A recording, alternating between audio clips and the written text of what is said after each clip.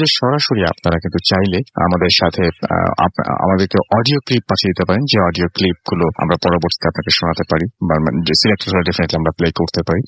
আর আপনি সেই সাথে আপনি লিখেও পাঠাতে পারেন, অনেকেই লিখে পাঠাচ্ছেন এবং আজকে সেরকম ঘটনা হয়তো পড়তেও পারি। আর আমাদের ফেসবুক পেজের অ্যাড্রেস জানিয়ে দিচ্ছে, আমাদের ফেসবুক পেজের লিঙ্কটা বলেছি www.facebook.com/radio.fuርቲ and www.facebook.com/bothfm.russell। দেখে নিন আজকে কারা এখানে এসছেন, কারা ঘটনা শোনাবেন এবং সেই সমস্ত বিষয়ে জানতে পারবেন। আমাদের আজকের যে ঘটনা দিয়ে শুরু করতে চাই, সেই ঘটনাটা আমরা মোটামুটি সেই ঘটনাটা দিয়েছি।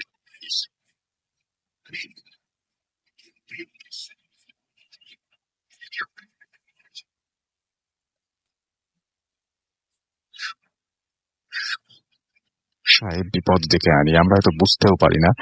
ধরুন যে আপনি আপনার বাসায় কিছু কিছু ব্যাপারে না, হন্টেড থাকলে কিছু কিছু ব্যাপার একটু খোঁজ খবর নিলে আপনি বুঝতে পারবেন না। বিভিন্ন জায়গায় বিভিন্ন জন যেটা বলেন, সেই জানা কথা থেকে বলছি, আমার নিজের অভিজ্ঞতা কম। সেটা হচ্ছে এরকম যে আপনার বাসা যদি আপনি রিনোভেশনের কাজ করেন, রিনোভেট করেন আর কি, এরকম টাইপের, যে আপনার বাসা অনেকদিন ধরে পুরনো পড়েই ছিল, হয়তো বাসাটা কারো কাছ থেকে কিনেছিলেন, পুরনো একটা বাসা কিনেছেন এবং বাসাটা আপনি থাকতে শুরু করলেন, কোনো ধরনের কোনো প্রবলেম নেই।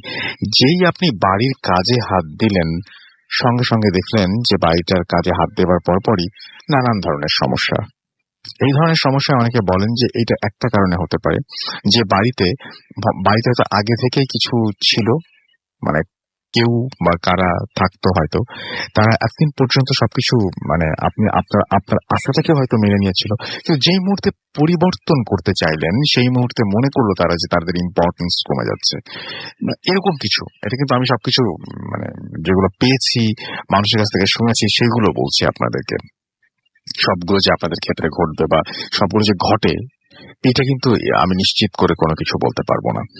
আবার দেখা যায় যে আরেকটা জিনিস, সেটা হচ্ছে আপনার বাসায় এরকম ধরনের ঝামেলা হচ্ছে, অ্যাবনর্মাল অনেক কিছু ঘটছে, তখন খোঁজ নিন আপনার বাসায় এমন কোনো জিনিস আছে কিনা যেটা আপনি পুরনো কিনেছিলেন এবং যেটা আগেও কেউ ব্যবহার করেছিলেন। সেটা কোনো শো পিসও হতে পারে। অনেকে আমরা দেশের বাইরে গেলে এরকম মার্কেটগুলো ঘুরে ঘুরে অনেক পুরনো জিনিস পছন্দ করি। আমি কাছাকাছি আমরা খুব যাওয়া আসা করি, আমরা সবসময় নেপালে যাই এবং কাঠমান্ডুতে এরকম ধরনের অনেক দোকান পাবেন আপনি, যেখানে অনেক পুরনো মুখোশ পাওয়া যায়, মাস্ক পাওয়া যায়, অনেক শখ করে অনেক দাম দিয়ে সেগুলো কিনে নিয়ে আসি। আমরা জানি না যে কোনটার পেছনে কি ঘটনা লুকিয়ে আছে। তো যাই হোক, গতদিন যখন আমরা ফেসবুকে পোস্টটা দিয়েছিলাম, তখন আপনাদের কাছ থেকে প্রচুর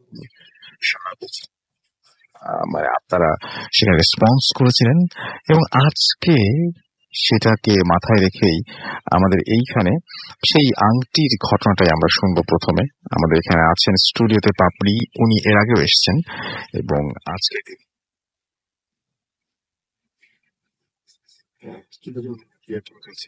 হ্যালো পাপড়ি আপু, কি অবস্থা, কেমন আছেন? হ্যাঁ, থ্যাংক ইউ রাসেল ভাইয়া। পাপড়ি ভূতাগলি থেকে। তো মোটামুটি সবাই একটা থিম পেয়ে গেছে যে আমি আসলে কিসের ঘটনাটা আজকে শেয়ার করবো। তুমি যে ঘটনায় চলে যাচ্ছি, আমার ঘটনার আগে যদি আমি একটু আপনাকে থামিয়ে বলি যে এই পুরনো জিনিসের এই ঘটনাটা আপনাদের বাসায় এই প্রথম না? না, এর আগে একটা হয়েছিল, এটা আমার নানার আয়না রিলেট ঘটেছিল এবং আমার ঘরে অনেকদিন আয়নাও ছিল না। ছোট করে জানো যদি একটু বলতেন, তাহলে পরবর্তী ঘটনাটা বুঝতে সুবিধা হবে। আমার নানা ভাই ওই এরিয়া, এবং মোহাম্মদপুর এরিয়ার বেশ ভালো সওদাগর লেভেলের একজন লোক ছিলেন। তো উনি পুরনো আমাদের বাসায় একটা আয়না ছিল অনেকদিন। তো আয়নাটা অনেক বছর ধরেই আছে, যেহেতু পুরনো জিনিস ছিল, সেটাকে হঠাৎ করে আমি যখন আমার ঘরে লাগানোর ব্যবস্থা করি, তো ওটাকে একটু ঠিকঠাক করতে যাই। যখন ওটা পার্ট খোলা হয়, মানে পেছনে যেহেতু বেশ ভারী পাল্লা ছিল, ঝোলানোর জন্য খোলা হয়, তখনই বিভিন্ন প্রবলেম শুরু হয়। তো সেটা আমি নিয়ে দিই আমার কাজিনের কাছে, সেও সেম প্রবলেম ফেস করে। তো এইভাবেই মানে যার কাছে জিনিসটা গিয়েছিল, এভাবেই প্রবলেম গুলো হয়েছিল, মানে ছোটখাটো করে, মানে বেশ কিছু প্রবলেম। ওটা একটা ছিল এবং ওই ভয় থেকে আমার ঘরে অনেকদিন আয়না ছিল না। যেটা হচ্ছে সেই আয়নার স্টোরিটা ছিল আমাদের বাসায় আগে ঘটেছে। এবং সেই আয়না সরিয়ে দিতে হয়েছে। হ্যাঁ, সরিয়ে দেওয়া হয়েছিল এবং লাস্ট কোথায় কি আপডেট ছিল সেটা আমরা জানতে পারিনি। ওকে, তাহলে আমরা এখন ঘটনায় চলে যাই। তো সেম ভাবে আমার বাবার কিছু পুরনো জিনিস কেনার বাতিক ছিল, এরকম মুখোশের কথা বলেন। মুখোশ না হলে এই ধরনের কোনো স্টাফ পুরোনো জিনিস এর আগেও কিনে নিয়ে আসে। তো আমার ম্যাট্রিক পরীক্ষা জাস্ট কিছুদিন আগে দিয়ে 2006-07 ঘটনা। উনি টেবিল দুটো টেবিল, আমার স্টাডি রুমটা আলাদা করা হয়, দুটো টেবিল আর একটা সিঙ্গেল বেড নিয়ে আসে, পুরোনো একদম কালো রঙের পুরোনো অ্যান্টিক। তো দেখে আমি ভীষণ চটে যাই যে হঠাৎ এইরকম বড় বড় বেখাপ্পা, একদম বেশ বড় বড়, এগুলো আনার কোনো অর্থই ছিল না। তো 2-3 দিন ফেলে রাখার পরে ওটাকে ঘরে নিয়ে যাওয়া হয় এবং আমি মোটামুটি ফ্রেশ ট্রেশ করে ওটাতে যেদিন থেকে শোয়া স্টার্ট করি আমার ঘুমের প্রবলেম শুরু হয়ে যায়। এমনি স্লিপিং ডিসঅর্ডার ছিল, কিন্তু আমি তখন ঘুমোতে পারি না, অস্বস্তি হয়, পড়াশোনার অবস্থা খারাপ। তো বাবা বললো হয়তো বেড চেঞ্জ হয়েছে, ঘুম হচ্ছে না। আচ্ছা ঠিক আছে, আমরা তাহলে এটাকে একবারে প্রপারলি ঠিক করে নিই। তো ওভাবে কার্পেন্টার আনা হয়, টেবিল দুটো ঠিক করা হয়, হাইটে বেশ বড় ছিল, ওগুলো পায়ে কাটা হয়। এবং আমার বেডটার সামনে যেটা ছিল সেটা হচ্ছে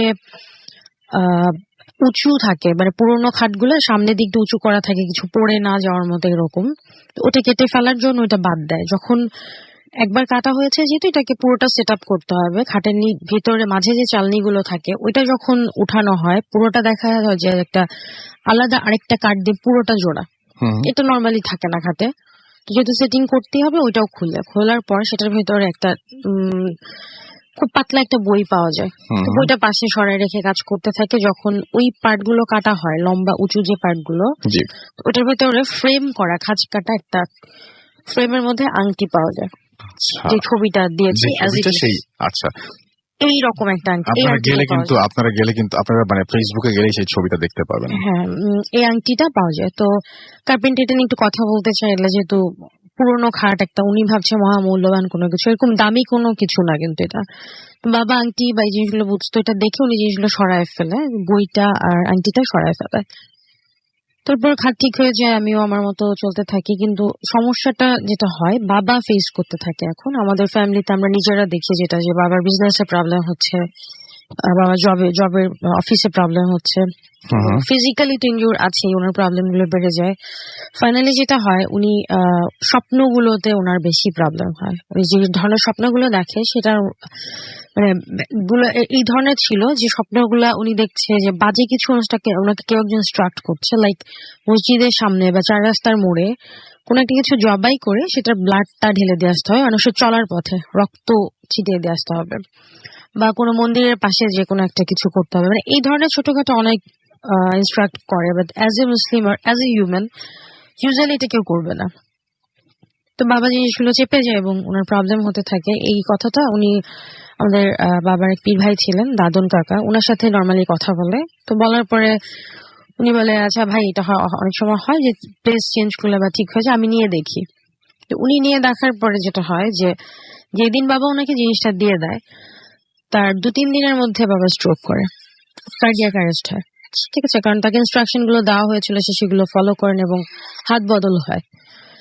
ওকে, নর্মাল ঘটনা, এখন পর্যন্ত নর্মাল। তো এটা দেওয়ার পরে দাদন কাকা সেম স্বপ্নগুলো দেখতে থাকে। ওনার গ্যারেজ ছিল, রিক্সার গ্যারেজ ছিল এরকম। আর উনি যেটা লাস্ট, মানে অনেক ছোটখাটো স্বপ্নগুলোর মধ্যে মানে কাছাকাছি একটা স্বপ্ন দেখে যে ওনার মেয়ের ঘরে বাচ্চা হয়েছে, সেই নাতির হাতের থেকে রক্ত, 1 ফোঁটা রক্ত নিয়ে কোন একটা পুতুলের কপালে লাগাতে হবে।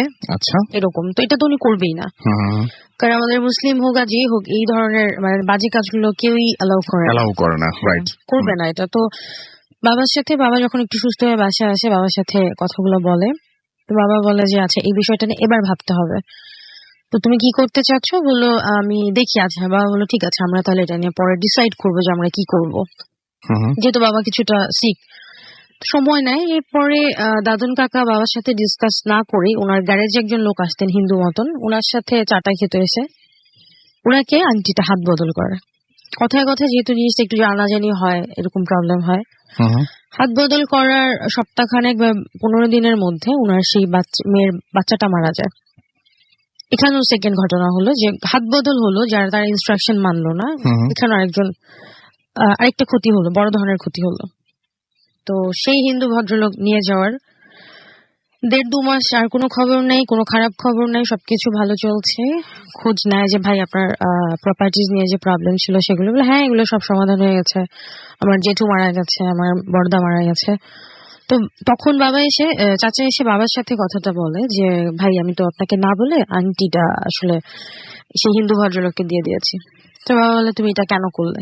তো বলে, তারপরে যেটা উনি বলে যে ঠিক আছে, তো উনার কোনো প্রবলেম? বলে না, তবে উনার যে প্রবলেম গুলো ছিল সেগুলো কিন্তু কেটে গেল, বাট অন্য কারোর ডেথ হচ্ছে, মানে অন্য কারোর ক্ষতি হচ্ছে, মানে সে হয়তো এই জিনিসগুলোতে কোনো খারাপ মানে খারাপ কোনোভাবেই হয়তো সেই জিনিসগুলো সাধন করছে, এটা নর্মাল ওয়েতে না হয়। তো তখন বাবা এবং সেই দাদন কাকা মিলে যে বইটা পেয়েছিল, হুম হুম। একটা বই, সেই বইতে না আপনার আরবি, ফার্সি বা বাংলা তো নাই, এরকম একটা কোন একটা ভাষায় কিছু একটা লেখা ছিল, পুরো বই জুড়ে ছাপানো প্রিন্টে লেখা, কিন্তু শেষ পাতায়, মানে শেষ ডায়েরির যে শেষ অংশ, আচ্ছা। এটাতে ছোট করে যা লেখা ছিল, যতটুকু শুনেছি যে আপনার একদম স্বচ্ছ সংস্কৃত ভাষায়, মার্জিত ভাষায় লেখা যে কোন গোস্বামী পরিবারের হাতে এই আংটিটা আর বইটা হচ্ছে সেই ফ্যামিলির। আচ্ছা। তো খাটটা করতে গেছে সেটা তো আর আমাদের পক্ষে জানা পসিবল হয়নি, মানে ওই ফ্যামিলির যিনি লিখেছেন সেটা তারও আগের, হুম হুম। উনি হয়তো বা সেই জিনিসটা পেয়েছিলেন, মানে তার উত্তরসূরি কেউ। এবং ওই আংটিটা গাছ কাটতে যে ওনাদের ফার্নিচার, ওনাদের নিজেদের গাছ কেটে ফার্নিচার বানায়, গাছের গুড়ির মধ্যে জিনিসটা পাওয়া যায়, যে কোনো একটা গাছের কোড়ের মাঝখানে, কোড় যেটা আমরা বলি, গাছের মধ্যিখানে এই কাঠের মধ্যেই এই জিনিসটা থাকে। আচ্ছা। তো হয়তো সে সেটা তার বাসায় রেখে যায় বা যাই হোক, কিন্তু ওই লোকটা তখন প্র্যাকটিস করে কি করে না আমি জানি না, উনি হয়তো ধারণা করে, যেটা আমরা আমরা বুঝতে পেরেছি পরে, বা বাবা যেটা বলেছে যে বইটা আর জিনিসটাকে বন্ধ করে রাখাটাই মনে হয় বেটার হবে, যার ফলে, এবং ওটা যেহেতু ওনাদের দুজনের মাধ্যমে দেখলো যে হাত গোড় বদল হওয়ার পরে ক্ষতি হচ্ছে, তো যার ফলে সে তার নিজের কাছেই রাখলো এবং বাট বন্ধ করে রাখলো। তো ওটা ওইভাবেই ছিল, এরপরে তো আবার ওপেন হলো। আচ্ছা। এবং এটাও বলা হয় যে এই জিনিস ভিতরে কখনোই লুকায়িত থাকবে না, বা এইরকম ভাষায় কিছু একটা লেখা থাকে যেটা আবার উঠে আসবে, এটা হচ্ছে শেষ ওয়ার্ড, শেষ সেন্টেন্স ছিল যেটা। আচ্ছা। তো এরপর সেই হিন্দু ভদ্রলোকের কাছে বাবা বলে যে যে করেই হোক ওর কাছ থেকে নিয়ে আসতে হবে, কারণ ও ওর কার্য সিদ্ধি করছে ঠিক আছে, কিন্তু কারোর ক্ষতি হচ্ছে, এটা আমাদের নিয়ে আসতে হবে। তো দাদন কাকা অনেক কিছু করে ওনার কাছ থেকে জিনিসটা নিয়ে আসে রিকোয়েস্টের পরে।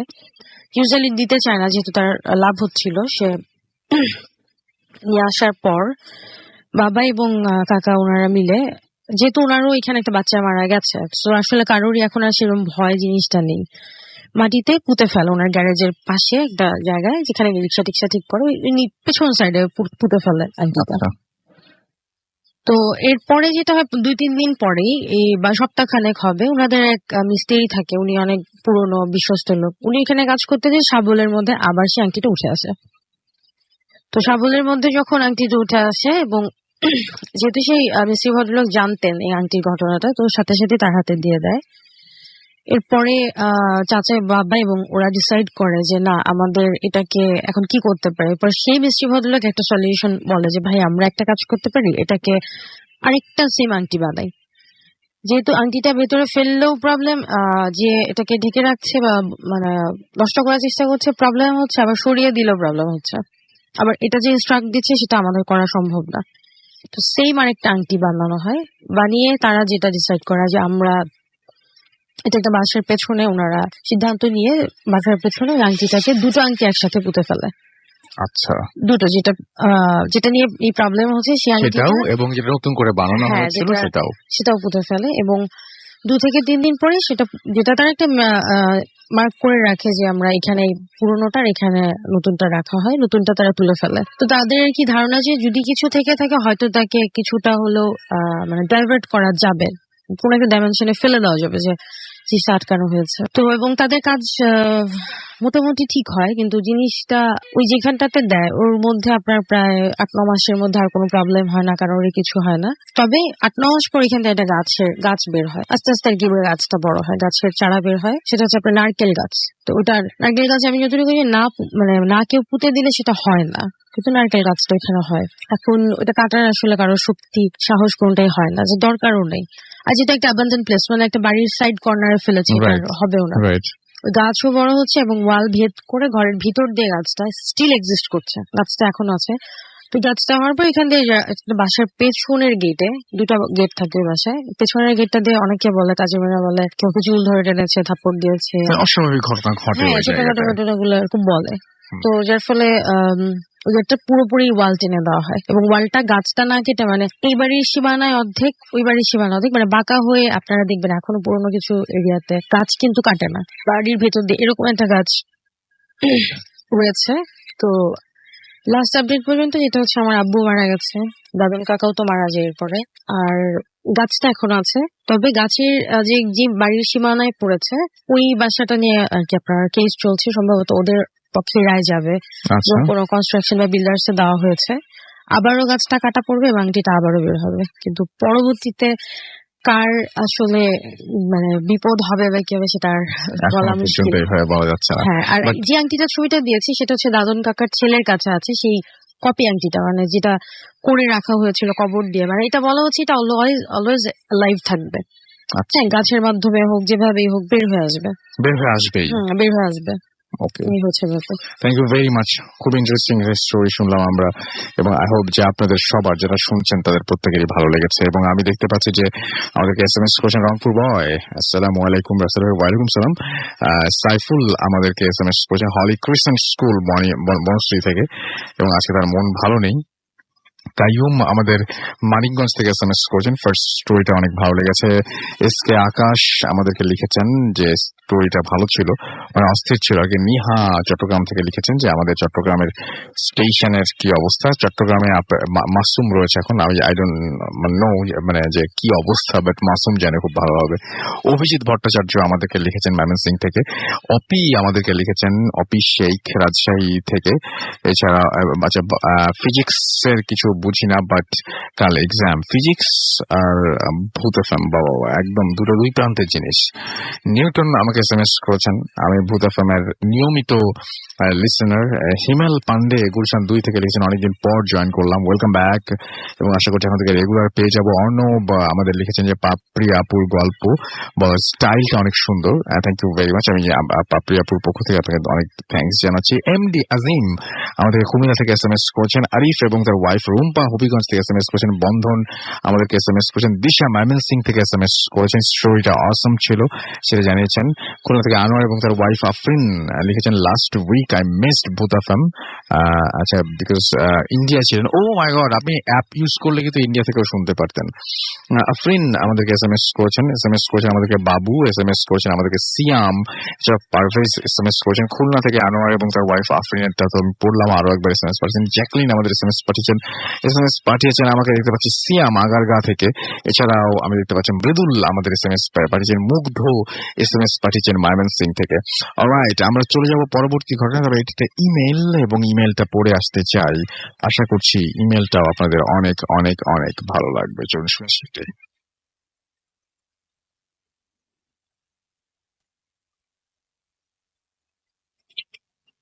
হ্যালো রাসেল ভাই, আশা করি ভালো আছেন। আমি জানি আপনি সবসময় ভালোর দলে। আমি সুবর্ণা আক্তার 2014 থেকে ভূত এফএম শুনছি। আমি ভূত এফএম এর সকল শ্রোতাদের জন্য একটা ঘটনা বললাম, এটা আমার সাথেই ঘটে যাওয়া। আমি বর্তমানে চাকরির জন্য ময়মনসিং এ আছি, তাই স্টুডিওতে এসে বলা আমার পক্ষে সম্ভব না। যদি ভালো লাগে অবশ্যই পড়ে শোনাবেন। দিনটি 2013 সালের জানুয়ারি মাসের কোনো একদিন। সে সময় আমাদের বাসা ছিল মিরপুর সেনপাড়ায়। ঠান্ডা, দুপুরের খাবার শেষে আমি ঘুমিয়েছিলাম। হঠাৎ একটা মাইকিং এর আওয়াজে আমার ঘুমটা হালকা ভেঙে গেল। আমি একটু সজাগ হয়ে মাইকিং এ কি বলছে তা শুনতে চাইলাম। আমি ভেবেছিলাম যে হয়তো কোনো বাচ্চা হারিয়ে গেছে আর সেটার জন্য মাইকিং চলছে, কিন্তু শুনলাম একজন লোক মারা গেছে এবং তার জানাজার নামাজের জন্য মানুষকে আহ্বান জানানো হচ্ছে। আমি একটু অবাক হলাম, কারণ সব সময় দেখেছি যে কেউ মারা গেলে এলাকার মসজিদে মাইকিং করে জানানো হয়, কিন্তু এখানে মৃত মানুষটার জানাজার নামাজের জন্য রাস্তায় মাইকিং চলছিল। আমি বিছানায় শুয়ে শুয়ে শুনতে পেলাম মাইকিং এর আওয়াজটা দূর থেকে কাছে আসতে লাগলো। মনে হলো এবার আমার বাসার পাশ দিয়ে গেল আওয়াজটা, এরপর আবার দূরে চলে যেতে লাগলো। আমি আমার ছোট বোনকে মাইকিং এর কথাটা বলতেও ও বলল ও কোনো মাইকিং শুনতে পায়নি। আমি ব্যাপারটাকে নর্মাল ভাবে নিলাম। তখন বাজছিল বিকেল 4:30। আমার ক্লাস ছিল সন্ধ্যা 6:30-এ। তাই একটু পরেই আমি ক্লাসের উদ্দেশ্যে বের হলাম। আমি একটা প্রাইভেট ইউনিভার্সিটিতে এমবিএ করছিলাম। আমি ভার্সিটির নাম বলছি না। সপ্তাহে 3 দিন সন্ধ্যা 6:30 থেকে রাত 9টা পর্যন্ত ক্লাস। সেদিন প্রচন্ড জ্যাম থাকার কারণে 6:30-এর বেশি বেজে গেল ভার্সিটি পৌঁছাতে। আমার এক ফ্রেন্ড এসএমএস দিয়ে জানতে চাইলো আমি কোথায়। অ্যান্সার দিলাম। একটু পর আমি ভার্সিটিতে পৌঁছে গেলাম। আমার ক্লাস 207 নম্বর রুমে। আমি আমার রুমের সামনে গিয়ে দেখলাম দরজাটা চাপানো। দরজায় ক্লাস টাইমে সাধারণত চাপানোই থাকে। আমি রুমে ঢুকবো বলে দরজাটা খুললাম এবং খুব অবাক হয়ে দেখতে পেলাম যে রুমের বাইরে যে রুমের সবকটা লাইট বন্ধ। আমি দরজার উপরে নাম্বার প্লেটটা আরো একবার দেখলাম। ঠিকই তো আছে, 207 নম্বর রুম। এটাই তো, ভুল হওয়ার কোনো কারণ নেই। ভাবলাম আজ হয়তো অন্য কোথাও ক্লাস হচ্ছে। আমি 207 নম্বর রুমে ঢুকে লাইট জ্বালালাম। ক্লাসে কোনো ব্যাগ, বই খাতাও চোখে পড়ল না। আমি ফ্রেন্ডকে একটা এসএমএস দিয়ে জানতে চাইলাম কত নম্বর রুমে ক্লাস হচ্ছে আজ। আর রুমে এসএমএস এর অ্যান্সারের জন্য অপেক্ষা করতে লাগলাম। কিছুক্ষণ পর আমি একটা ঘোরের মধ্যে ছিলাম। এর ভেতর 6-7 মিনিট পার হয়ে গেল। হঠাৎ মনে হলো এসএমএস টার কোনো অ্যান্সার তো আসলো না। আমি আমার মোবাইলটা চেক করতে দেখলাম যে নেটওয়ার্ক নেই। আমার তখন মনে হলো এখানে বসে না থেকে অফিস রুমে খোঁজ নিলেই তো আমি জানতে পারতাম ক্লাস কোথায় হচ্ছে। রুম থেকে বের হলাম আর সাথে সাথেই এসএমএসটা আসলো। আমার ফ্রেন্ড লিখেছে 207 নম্বর রুম। আমি 207 নম্বর রুমে তখন দাঁড়িয়ে পাশের রুমের নম্বরটা দেখলাম 206। নিশ্চয়ই আমার ফ্রেন্ড আমার সাথে দুষ্টুমি করছে, এটাই ভাবলাম। আমি এটা দুষ্টুমি করার সময় না, তাই আমি খুব বিরক্তি নিয়ে অফিস রুমে গিয়ে জানতে চাইলাম ক্লাস কোথায় হচ্ছে। ওখান থেকে আমাকে জানানো হলো 207 নম্বর রুমে। ততক্ষণে 7টারও বেশি বেজে গেছে। আমি আবার 207 নম্বর রুমের সামনে গেলাম। কি করব বুঝতে পারছিলাম না, কিন্তু তারপরে রুমের দরজাটা খুললাম আর এবারও আগের মতোই দেখলাম রুমের লাইট সব বন্ধ। আমি প্রচন্ড ভয় পেলাম আর থাকতে পারলাম না। ওখান থেকে আমি কমন রুমে চলে আসলাম। আমি কাউকে বলতে পারছিলাম না যে এটাই আমার ক্লাস। আমার ক্লাসই আমি খুঁজে পাচ্ছি না। একটা অবিশ্বাস আর ভয় মিশ্রিত অনুভূতি নিয়ে আমি 8টা বাজার জন্য অপেক্ষা করতে থাকলাম। 8টার সময় আমাদের 10 মিনিট ক্লাস ব্রেক থাকতো। ওই টাইমটাই ক্লাসের সবাই বাইরে আসতো। তাই আমি বাইরে দেখি ক্লাসের সবাই ভার্সিটির বাইরে চা খাচ্ছে। ওরা আমাকে জিজ্ঞেস করলো ক্লাসে যাওনি কেন। ওদের কিছু বললাম না। ব্রেক শেষে আমি আমার ফ্রেন্ড অন্যদের সাথে ক্লাসের উদ্দেশ্যে রওনা দিলাম। এবার সবাই আমাকে খুব অবাক করে দিয়ে 207 নম্বর রুমে ঢুকে গেল। অন্যদিনের মতো এই ক্লাসটা ছিল খুবই স্বাভাবিক, কিন্তু আমার কাছে সব অস্বাভাবিক মনে হচ্ছিল। ভয়ে আমার হাত পা ঠান্ডা হয়ে আসছিল। আমি ভার্সিটি থেকে বের হয়ে গেলাম। শুধু মনে হচ্ছিল যদি আরো কিছুক্ষণ থাকি তাহলে ভার্সিটিতেই আমি আটকা পড়ে যাব। কেবলই মনে হচ্ছিল যে আমার মনে হয় পেছনের থেকে কেউ আমাকে ফলো করছে। সেদিন খুব জ্বর নিয়ে আমি বাসায় ফিরলাম। বিকেল থেকে যা যা ঘটেছে আমার মা বোনকে সব বললেও তারা বিশ্বাস করলো না। আমার মা খুবই সাহসী মানুষ, বলল হয়তো তোমার ভুল হয়েছে, ঘরেই কদিন রেস্ট নিতে বললেন। এভাবেই কয়েকটা দিন পার হয়ে গেল, কিন্তু আমি জানতাম না তখনও আমার জন্য আরো কিছু অপেক্ষা করছিল। একদিন রাতে আমার ঘুম ভেঙে গেল। রাত তখন 3:30। আমি শুনতে পেলাম একজন মানুষের জানাজার নামাজের জন্য খুব করুণ ভাবে ডাকা হচ্ছে। সেই ডাকটা সহ্য করার মতো সহ্য করার মতো সেই ডাকটা না, এবং মাইকিং এর আওয়াজ এবং ডাকটা সহ্য করার মতো না। আমার পাশে ঘুমিয়ে থাকা আমার বোনকে জাগিয়ে তুললাম, কিন্তু ও কোনো মাইকিং এর আওয়াজ শুনতে পেল না। আমি তখনও সেই মাইকিং শুনতে পাচ্ছিলাম। পরে আরো কয়েকটা রাতও এভাবেই মাইকিং এর আওয়াজই আমার ঘুম ভেঙে যায়। আমি খুব ভয় পেতাম, কিন্তু এই কথাগুলো বললেও কেউ বিশ্বাস করবে না ভেবে আর বলা হতো না। তো একদিন যথারীতি অনেক রাতে আমার ঘুম ভাঙলো। মোবাইলে দেখলাম তখন রাত 3:30। দূর থেকে মাইকিং এর আওয়াজটা কাছে আসছিল। কেন যেন সেদিন আমার খুব কৌতূহল হলো কি হচ্ছে সেটা দেখার জন্য। আমি আমার রুম থেকে সাথে লাগোয়া বারান্দাটা চলে এলাম। আমি দোতলা বারান্দার থেকে দেখতে পাচ্ছিলাম অনেকগুলো মানুষ দূর থেকে হেঁটে আসছে। মানুষগুলো আরো কাছে আসার পর আমি কান্নার শব্দ শুনতে পেলাম। তাদের পোশাক সাধারণ মানুষের মতোই ছিল, সাথে একটা ভ্যানে সাদা কাপড় দিয়ে কিছু একটা ঢাকা। একজন লোক সবার সামনে সেই সবাইকে জানাজার নামাজের জন্য ডাকছে। মানুষগুলো হাঁটতে হাঁটতে ঠিক আমাদের বিল্ডিং এর সামনে এসে দাঁড়ালো। এবার সবাই উপরে তাকালো ঠিক আমার দিকে। আমার মনে হচ্ছিল আমার ঘরে ঢুকে যাওয়া উচিত, কিন্তু আমি পারছিলাম না। সামনে সেই লোকটাকে হাত দিয়ে ডাকতে লাগলো আমাকে। লোকটা হাত দিয়ে আমাকে ভ্যানে থাকা সাদা কাপড়টার দিকে কি যেন দেখালো। একজন সেই সাদা কাপড়টা সরিয়ে দিল। কাপড়টা সরাতে আমি যা দেখলাম তা আমি আর কোনোদিন দেখতে চাইবো না। আমি দেখতে পেলাম ভ্যানে আমার ছোট বোনটা শুয়ে আছে। এটা দেখে আমি খুব জোরে চিৎকার করতে চাচ্ছিলাম, কিন্তু কোনো শব্দ আমার মুখ দিয়ে বের হচ্ছিল না।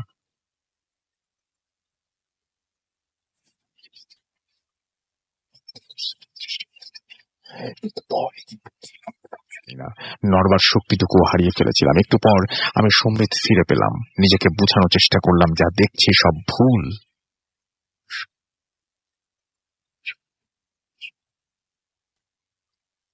ওকে দেখে আমি সাহস ফিরে পেলাম। ও আমার কাছে এসে রাস্তায় উঁকি দিয়ে বলল, কি যাবি না? ওই যে দেখ আমার লাশ, তুই যাবি না?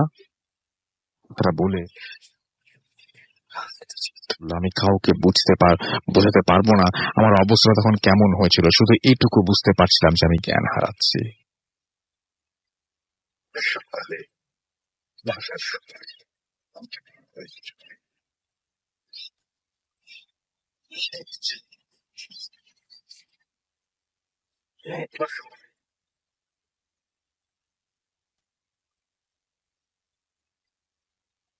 আমার এতেও ভয় কাটছিল না। তাই এবার হুজুর, তার পরিচিত একজন বড় হুজুর নিয়ে আসেন। উনি আমাদের বাসায় এসে সব পরীক্ষা করেন, কিন্তু কোনো কিছুই বের করতে পারেন।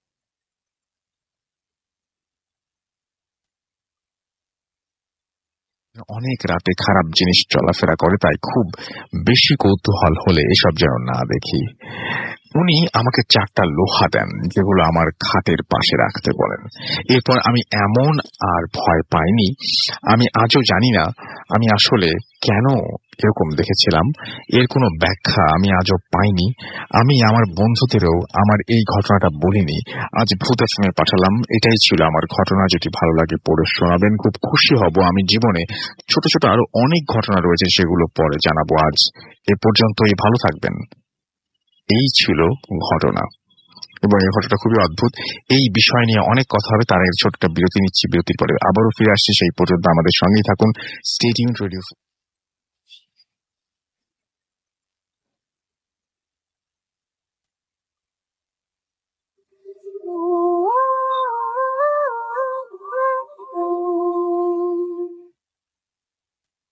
ব্যাক শুনছেন সবসময় রেডিও 48.2 FM। আমি রাস্তায় আছি সাথে।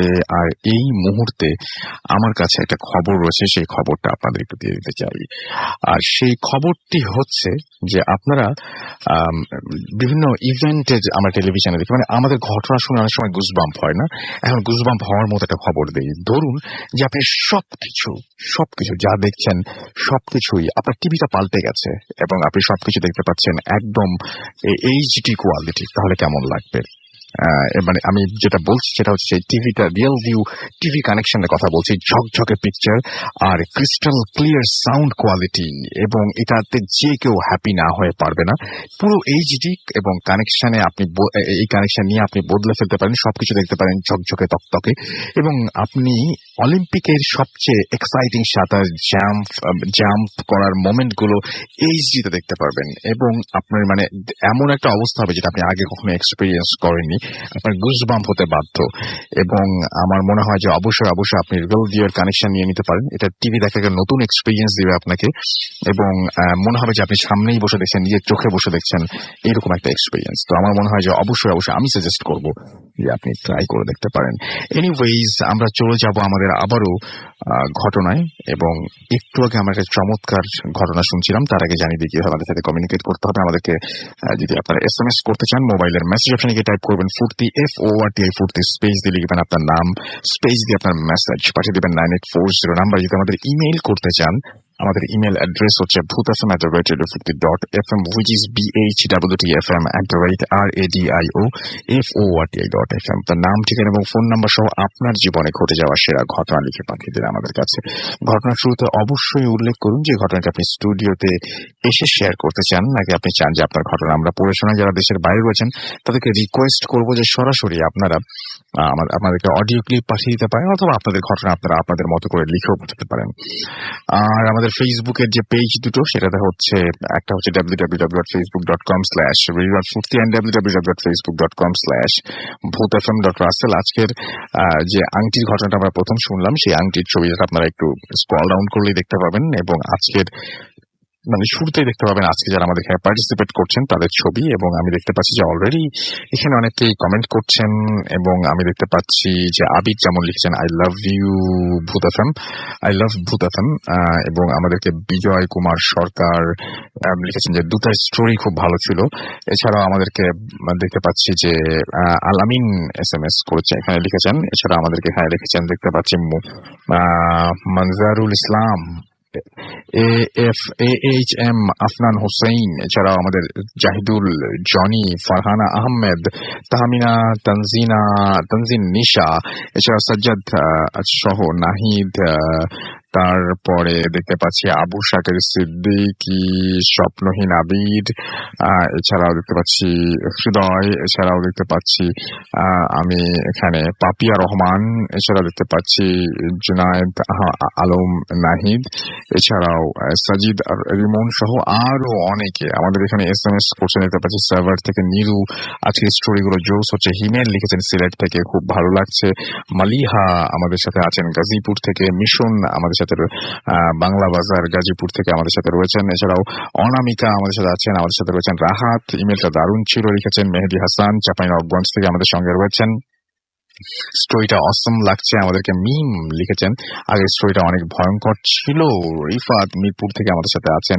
সুপ্তি এবং অপূর্ব আছেন। নিয়াজ এবং দীপ্তি চিটাগং থেকে আমাদের সাথে রয়েছেন। সুমন রাজশাহী থেকে আছেন। সোহান জয়পুরহাট থেকে আছেন আমাদের সাথে। তানজির ঢাকা থেকে। রাতুল আমাদের সাথে রয়েছেন রতি, এছাড়াও আর আফিফ মিরপুর থেকে আছেন। বাঁধন আছেন আমাদের সঙ্গে। আচ্ছা, একটু আগে আমরা যে ঘটনাটা শুনলাম বেসিক্যালি সেই ঘটনাটা কি নিয়ে ছিল? সেই ঘটনাটাতে কোনো একটা কিছু ডাক শুনতে পান, তাই না? এবং তারপরে তিনি যে দেখেন যে তার একটা জায়গায় মানে তার বোন মারা গেছেন এবং তার বোন মৃত অবস্থায় শুয়ে আছেন, এরকম একটা ঘটনাতে আমরা শুনেছিলাম, তাই না?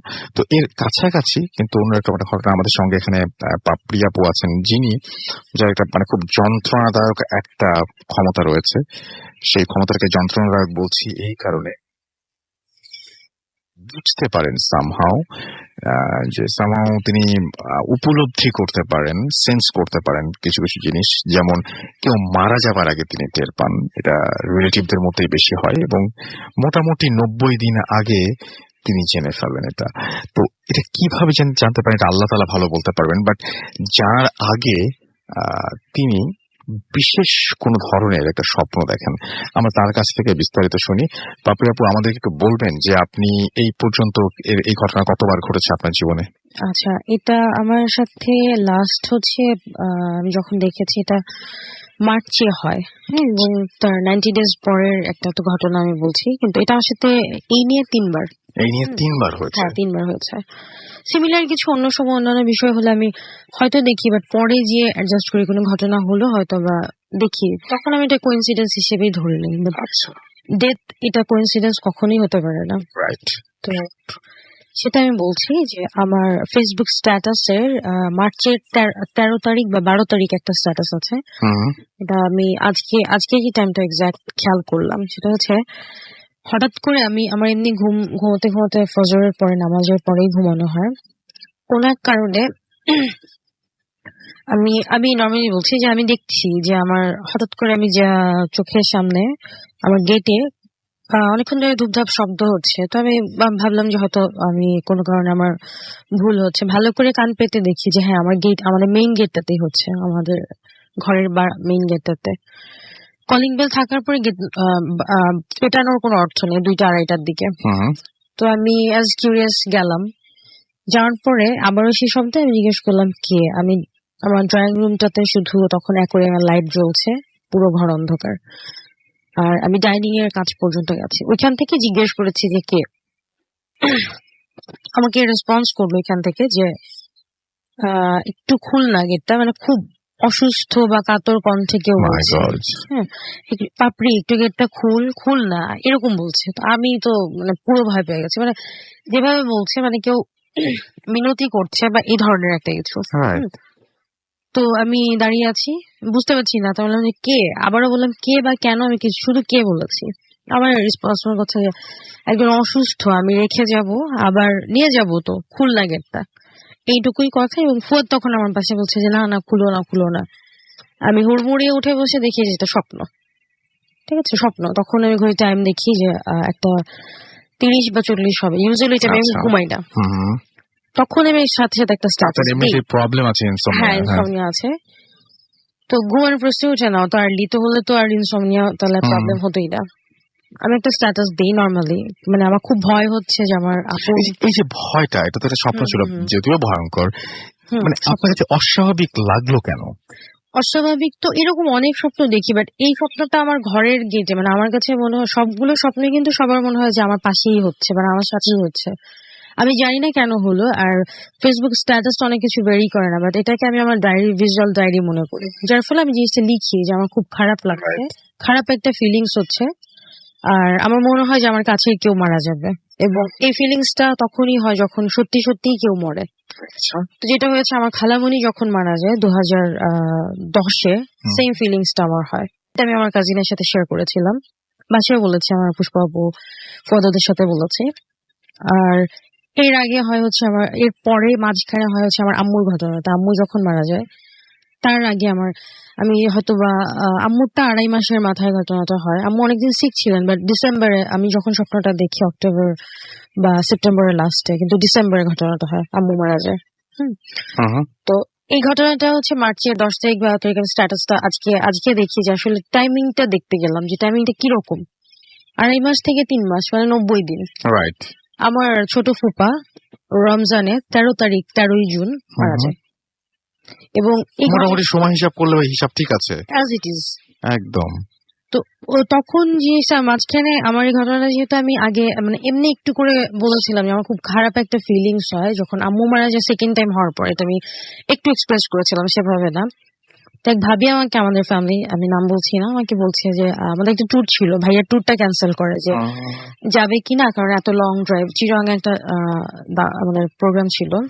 উনি একটু ভয় পাচ্ছিল যে আসলে যে এমন না যে স্বপ্ন স্বাভাবিক, দেখার এরকম একটা 2-3 স্বপ্ন দেখার দিনের পরে। মধ্যেই হয়, হ্যাঁ, সেরকম হ্যাঁ, না। হ্যাঁ। তারপরেও হ্যাঁ, তারপরও এটাই আমার কাছে, আমি স্বপ্ন এটা হতেই পারে যে 2-3 সেকেন্ডের ব্যাপার, আমরা যতটুকু জানি যে 3 সেকেন্ডের মধ্যে, কিন্তু স্বপ্নটা জিনিসগুলো আসলে অদ্ভুত। তাহলে আমার স্বপ্ন দেখার এই 3 মাসের মাথায় একদম জাস্ট 13 তারিখ বা এর মধ্যেই আমার ছোট ফুপা মারা যায়। হ্যাঁ, উনি অসুস্থ ছিলেন। আমি স্বপ্ন কিন্তু আমাকে এটা বলেছে যে একজন অসুস্থ কাউকে রাখবো, আমি তো নিয়ে যাব। একটা আকুতি ভরা এরকম একটা মেসেজ ছিল, ছোট্ট একটা বিষয়, কিন্তু জিনিসটা আমার কাছে পরে খুব হিট করে। এবং এই ভয়ে ফুয়াদ কয়দিন ওর ঘরে ঘুমাতে পারে নাই। আমার ছোট ফুপা 5 তলায় ছিলেন আর আমরা 2 তলায়। ও আমি এক রুমে, মানে দুজন একসাথেই থেকেছি পুরো বাসায় একা। ওকে। এটাই, এই ছিল ব্যাপার। আমি আপনার কাছে আবারও ফিরে আসবো, আমাদের আবারও ব্রেকে যেতে হবে, তবে তার আগে ছোট্ট একটা ইমেল পড়ে ফেলি। ইমেলটা খুব ইন্টারেস্টিং। আমাদের ইমেল পাঠিয়েছেন আমাদেরই একজন লিসেনার, তিনি লিখছেন, রাসেল ভাই জানি ভালো আছেন, আমি সিলেট থেকে রাজু বলছি, স্টুডিওতে আসতে পারবো না তাই ইমেল করলাম। আচ্ছা, ইমেইলের আগে আমরা ছোট্ট করে একটা ঘটনা শুনে আসি। আপনি একটা ঘটনা বলবেন প্লিজ। হ্যাঁ, তারপরে সেকেন্ড একটা ঘটনার পরে আপনাদের আসলে ভালো ঘটনা আরো অনেকগুলো আছে, সেজন্য একটু ওয়েট করতে হবে, একটু রাত জাগতে হবে, আজকে আমাদের সাথে থাকতে হবে, একটু কষ্ট করে যদি আপনারা সব সময় থাকে। আর বেশি বেশি একটা ঘটনা পাঠাতে হবে, যাতে প্রতি সপ্তাহেই এরকম রক্তহীন করা কিছু ঘটনা আপনাদের উপহার দিতে পারি। সেজন্য প্লিজ প্লিজ প্লিজ প্লিজ আপনার কাছে যদি কোনো ঘটনা থাকে সেটা অবশ্যই এখনই পাঠিয়ে দিন আমাদের কাছে। ভূতফম@radiofurti.fm, এই হচ্ছে আমাদের অ্যাড্রেস। স্পেলিংটা বলে দিচ্ছি, BHWTFM@radiofurt.fm, এই radiofurti.fm, ভূতফম@radiofurti.fm, এই অ্যাড্রেসে আপনি ঘটনা পাঠিয়ে দিতে পারেন যে কোনো দিন, যে কোনো সময় আপনার ইচ্ছে মতন। এবং অবশ্যই শুরুতে উল্লেখ করুন আপনার নাম এবং ঠিকানা, এবং আপনি স্টুডিওতে আসতে চান কিনা সেটাও জানিয়ে দিন আমাদেরকে। আর অবশ্যই অবশ্যই স্টুডিওতে যদি যারা আসতে চাইবেন, স্পেশালি তাদেরকে বলছি, আপনারা আপনাদের ফোন নাম্বার লিখতে ভুলবেন না।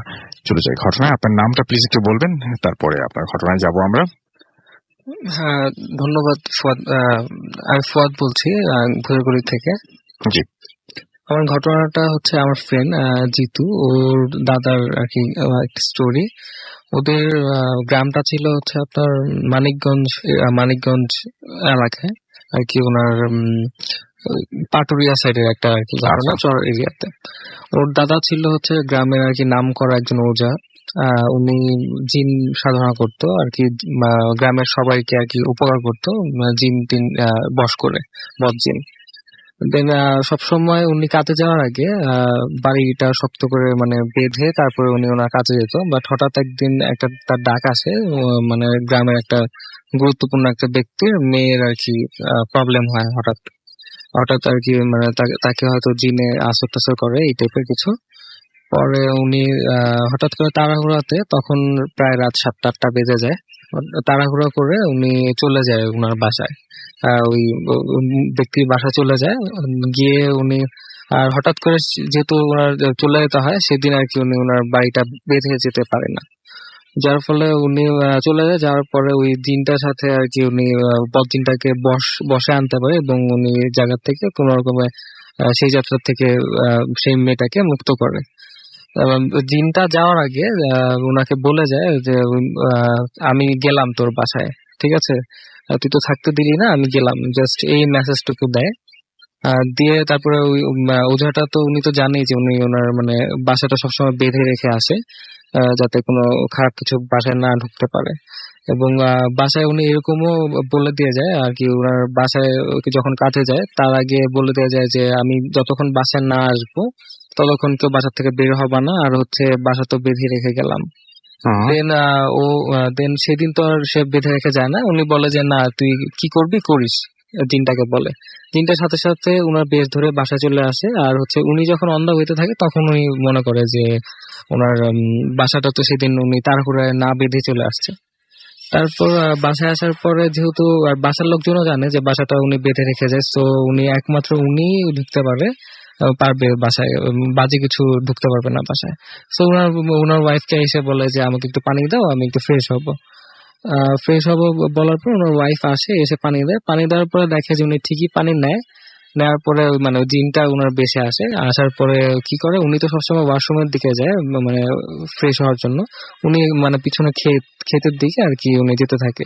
তখন ওনার বউটা বুঝে যে না কোনো একটা প্রবলেম আছে, কারণ কারণ সবসময় উনি ফ্রেশ হয়ে ঘরে ঢুকে, উনি ওদিকে কেন যাচ্ছে পাত্রটা নিয়ে পানির। পরে এটা মনে করে উনি দৌড়ায় পিছনে চলে আসতে থাকে। পিছনে দৌড়ায় চলে আসতে থাকে, ওনার হাতের মানে লণ্ঠনটা নিভে যায়। আর হচ্ছে উনি ঘরে ঢোকার আগে ওনাকে টান দিয়ে নিয়ে বাসার পাশের পুকুরটাতে মানে ডুবাতে থাকে। আর উনি যখন ডুবাতে থাকে তখন মানে চিৎকার করে একবার ওনার মেয়েকে ডাকার মানে সুযোগ পায়, যার ফলে ওনার মেয়ে আর মেয়ের জামাই দৌড়ায় গিয়ে ওনাকে দেখে যে উনি মানে সাঁতরাতে পারছেন আর কি, ডুবে যাচ্ছে। অ্যাকচুয়ালি ওনাকে ডুবাচ্ছিল। পরে উনি ওনাকে গিয়ে আনতে আনতে উনি ওইখানে অজ্ঞান হয়ে যায়। বাসায় আসার পরে এতক্ষণে চলে আসে ওনার হাজবেন্ড, ওঝাটা চলে আসে, ওর মানে ফ্রেন্ডের দাদা চলে আসে। এইসব কাহিনী দেখে উনি কোন রকম তার বউকে আর কি রেস্কিউ করতে মানে সক্ষম হয়। তারপরেও ওনার আর কি কিছু কিছু মানে যেহেতু এত বড় একটা ধকল ওনার উপর দিয়ে গেছে, উনি তারপরেও একটু মানে অন্যমনস্ক হয়ে যায়, মানে পাগল পাগল হয়ে যায় আর কি, মানে স্বাভাবিক জীবন আর ফিরে আসতে পারে না। দেন কিছুদিন পরে ওনার হঠাৎ করে আর কি ওনার মেয়ে আর কি সকালবেলা রাতের বেলা আর কি খুঁজে পায় না কোথাও, 3-4 দিন পরে আর কি ঘুমের থেকে উঠে দেখে যে ওনার মেয়ে নাই ঘরে। দেন কিছু সব জায়গায় খোঁজার পরে ওনাদের বাসার পাশে যে ল্যাট্রিনটা ছিল ওটাতে গিয়ে দেখে যে ওনার মানে মেয়ের মাথাটা ল্যাট্রিনের আর কি কমোডের মধ্যে ঢুকানো, আর হচ্ছে বডিটা বাইরে খাড়া অবস্থায় পড়ে আছে। দেন ওদিক থেকে তা উঠায় এবং ওঝাটা বুঝতে পারে, সবাই দেখে গ্রামের যে এরকম একটা প্রবলেম হচ্ছে ওনাদের বাসায়। উনি বুঝতে পারে, পরে কোন রকমের মেয়েটার আর কি সৎকার কাজ করে, কবর টবর দেয়। তারপরে তেমন কিছু থাকে না। তারপরে কিছুদিন আর কি ওই মেয়েটার আর কি ওই যেখানে ল্যাটিনের কাজটা হয়েছিল মানে উনি মেয়েটা আর কি মারা গিয়েছিল, ওদিক থেকে মাঝে মধ্যেই সন্ধ্যার পরে আত্মনা আর কি বেশি আসতো কান্নার। দেন তখন তারপরে আর হচ্ছে ওই ওঝাটা স্বপ্ন দেখতে থাকে যে আমি তোর প্রতিশোধ নিব বা তোর ফ্যামিলির কাউকে বাঁচতে দিব না। দেন তারপরে ওনার ওয়াইফ তো একটু এরকম অন্যমনস্ক হয়েই থাকে।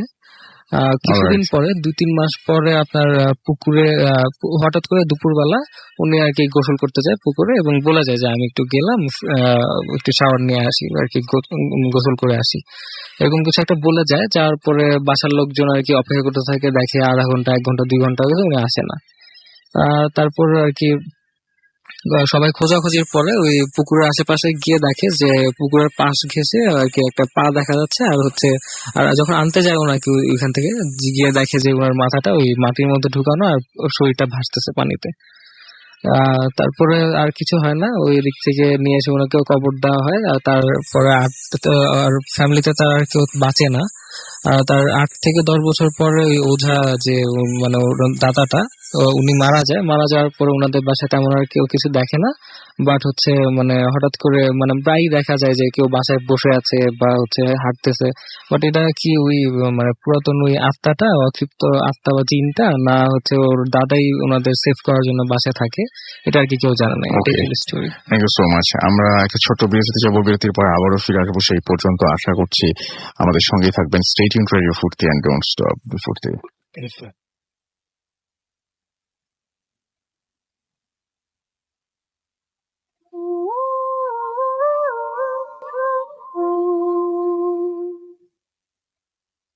You're listening to Radio Food 38.0 FM and at night comes alive with Gramin Phone. আমি রাসেল আছি, সাথে আমার সাথে রয়েছে আজকের অতিথিরা। একটার পর একটা দারুণ দারুণ ঘটনা আমরা শুনছি। আবার আমরা ঘটনায় ফিরে যাবো, মানে নতুন হয়ে গেল আজকে অদ্ভুত ধরনের একটা ঘটনা বলবেন, এবং তারপরে আমরা আবারও চলে যাব পাপ্রিয়াপুর কাছে। আরেকটা ঘটনা তিনি নিয়ে এসেছেন, সেই ঘটনাটা শুনতে। একটা ইমেল আছে, সেই ইমেলও আমরা পড়ব। আরো 2জন নতুন অতিথি আছেন, তাদের ঘটনা আমরা শুনবো। সো অনেক অনেক ঘটনা, অনেক জাগতে হবে আজকে।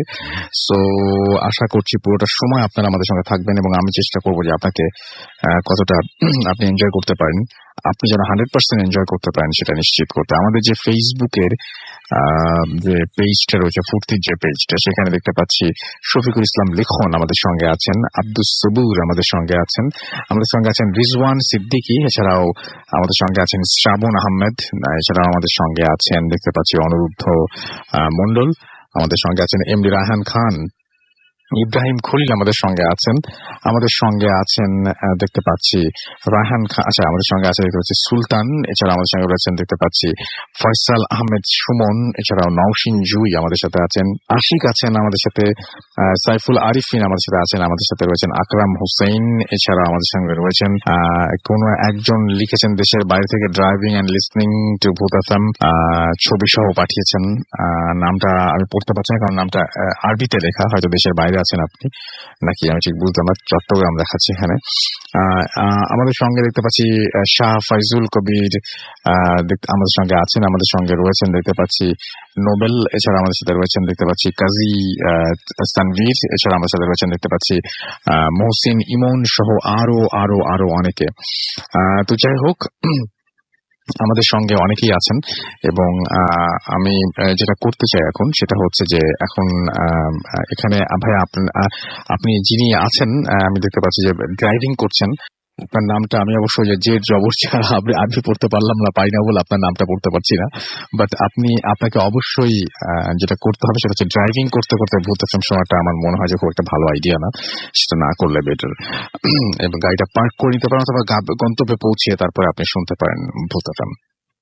আচ্ছা, এখন যেটা করতে পারি সেটা হচ্ছে যে আমরা সরাসরি ঘটনায় চলে যেতে পারি, এবং আমাদের কিছু আমাদের রেগুলার SMS অনেকে পাঠাচ্ছেন। অনামিকা দেখতে পাচ্ছি আমাদের সঙ্গে আছেন, আমাদের সঙ্গে আছেন দেখতে পাচ্ছি এছাড়াও মৃদুল রহমান কুষ্টিয়া থেকে আমাদের সঙ্গে আছেন, রাফা চট্টগ্রাম থেকে আছেন, হিল্লোল আমাদের সঙ্গে আছেন, হাসিব হাওলাদার আমাদের সাথে আছেন, আমাদের সাথে রয়েছেন আব্দুর রউফ চাপাই থেকে, এছাড়া আমাদের সাথে রয়েছেন নীরব মিরপুর থেকে, সাভার আমাদের সাথে রয়েছেন, সাভার থেকে নিরু, আগে আপনার নাম তারপরে জায়গার নাম বলবেন, নাহলে যে এরকম উল্টাপাল্টা হয়ে যাবে।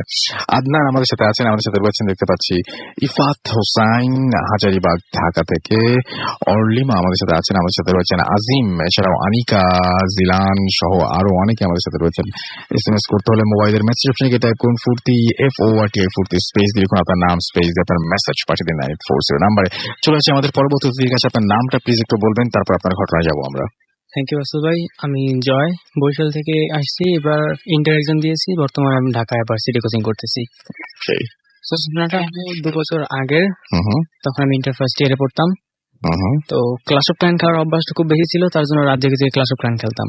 আচ্ছা তো এমনই একদিন এক রাতে 2:30 থেকে 3টার মতো বাজে। তো নেক্সট দিন পড়া ছিল, কোচিং ছিল, তার জন্য আমি রাতে ঘুমানোর ট্রাই করবো।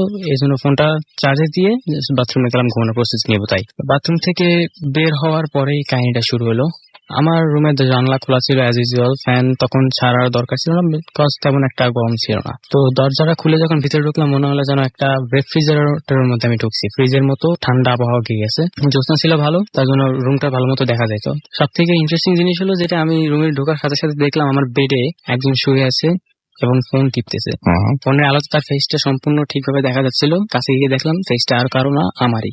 আপনারই ফেস? হ্যাঁ, আমার ফেস, টোটালি আমার ফিগার, আমার ড্রেস আপ।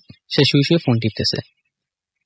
তো দেখে আটকে উঠি, বা চিৎকার করতে পারিনি, জায়গায় দাঁড়িয়েছিলাম। এমনকি সেও আমাকে দেখে। Just আমি তাকে যেভাবে তাকিয়ে দিয়েছি, সে আমাকে দিকে সেভাবে তাকিয়ে আছে। সে সাথে সাথে উঠে পড়ে এবং অবাক হয়ে আমাকে জিজ্ঞেস করে, কে তুমি? আমি তখন কোনো অ্যান্সার দিতে পারিনি। সেই সাথে সাথে একটা চিৎকার দিয়ে ওঠে। তবে নিজের চিৎকার যে এতটা ভয়ঙ্কর আমি আগে কোনোদিন দেখিনি, বুঝতেও পারিনি।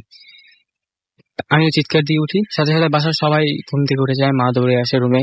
দৌড়ে এসে ওয়েট জিনিসটা হলো, সে দৌড়ে এসে তারা কেউ আমার কাছে আসলো না, মানে আমি ইনভিজিবল ছিলাম। তারা দৌড়ে সেই ফিগারটার কাছে গিয়ে বললো, কি হয়েছে বাবা, তুই চিৎকার করছিস কেন? তো জাস্ট কোনো কিছু বলার শক্তি ছিল না, তাকিয়ে রইলাম। সে জাস্ট আমার দিকে পয়েন্ট করে বললো যে, কে ও? ওকে। সাথে সাথে আমি নোটিস করলাম যে আমি সেন্সলেস হয়ে যাচ্ছি। এরপর সেন্সলেস হয়ে গেলাম। তো জ্ঞান যখন ফিরলো, তখন আমি সামথিং জোনাকি বা ঝিঝি পোকার ডাক শুনতে পাচ্ছিলাম।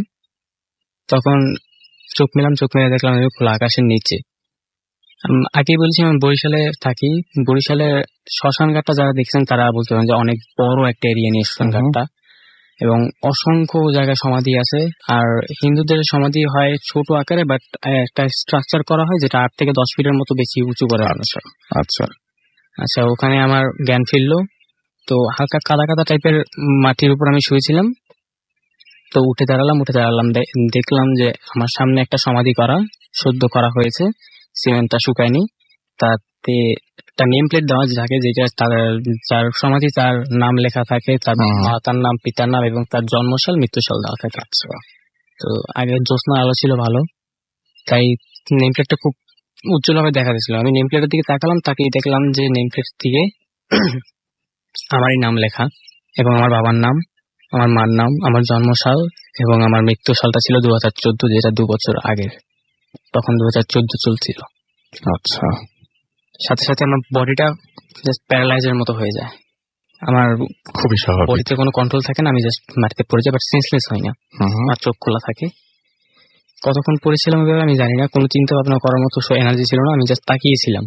অনেকক্ষণ পর বডিতে যখন আবার এনার্জি ফিরে পাই, আমি একটা চিন্তা করলাম যে এখান থেকে তো আমি আমার বাসা চিনি। আমার বাসা ওখান থেকে হাইয়েস্ট হলে 1.5 কিলোমিটার দূরে হবে, যেটা হেঁটে গেলে 2 ঘন্টার মতো লাগতে পারে। আচ্ছা। তো বরিশালের শ্মশানঘাটটা যারা গেছেন তারা জানেন যে শ্মশানঘাটটা অনেক পেঁচানো রাস্তা আছে, যেটা গুলিয়ে যাওয়া খুবই স্বাভাবিক। আমি ওখানে হাইয়েস্ট হলে 2বার কি 1বার গিয়েছিলাম।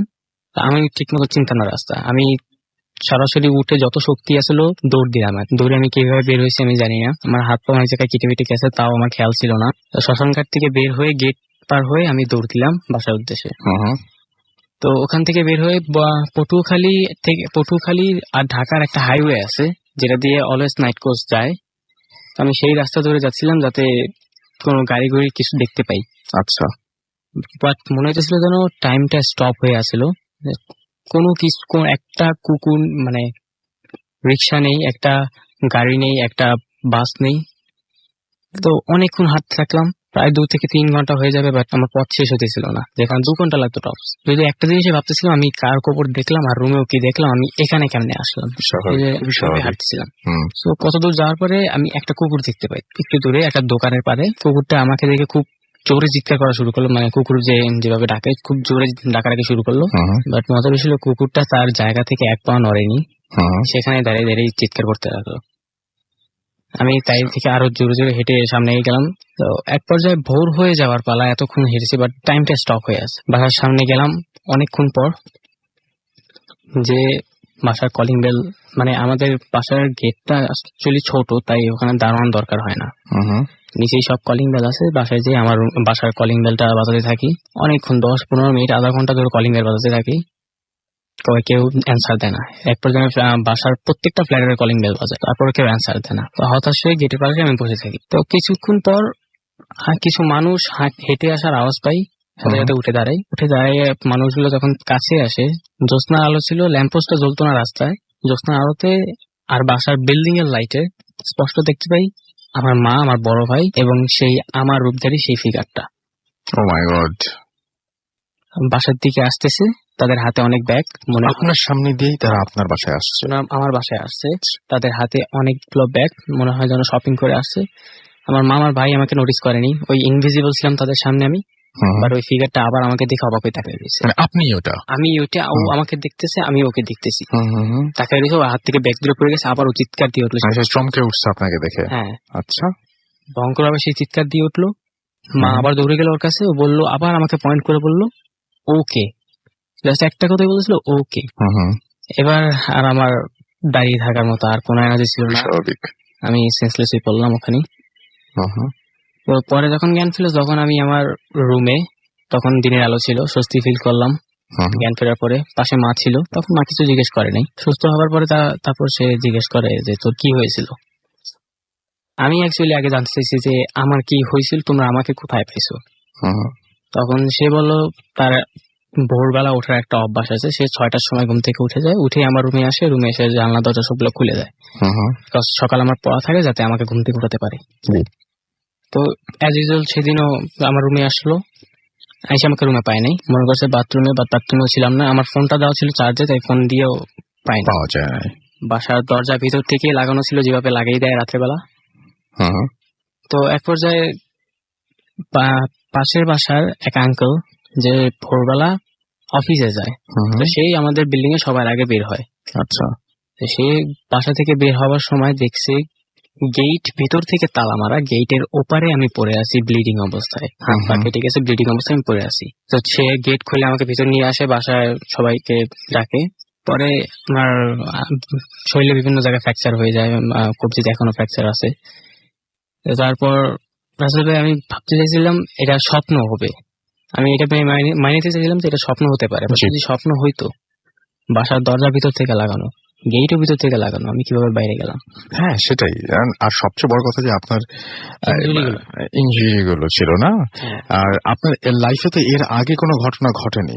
এর আগে আমার অন্য একটা সমস্যা ছিল, এই ধরনের কোনো সমস্যা হয় নাই। এবং এই সমস্যা কি সমাধান হয়েছে এখনো?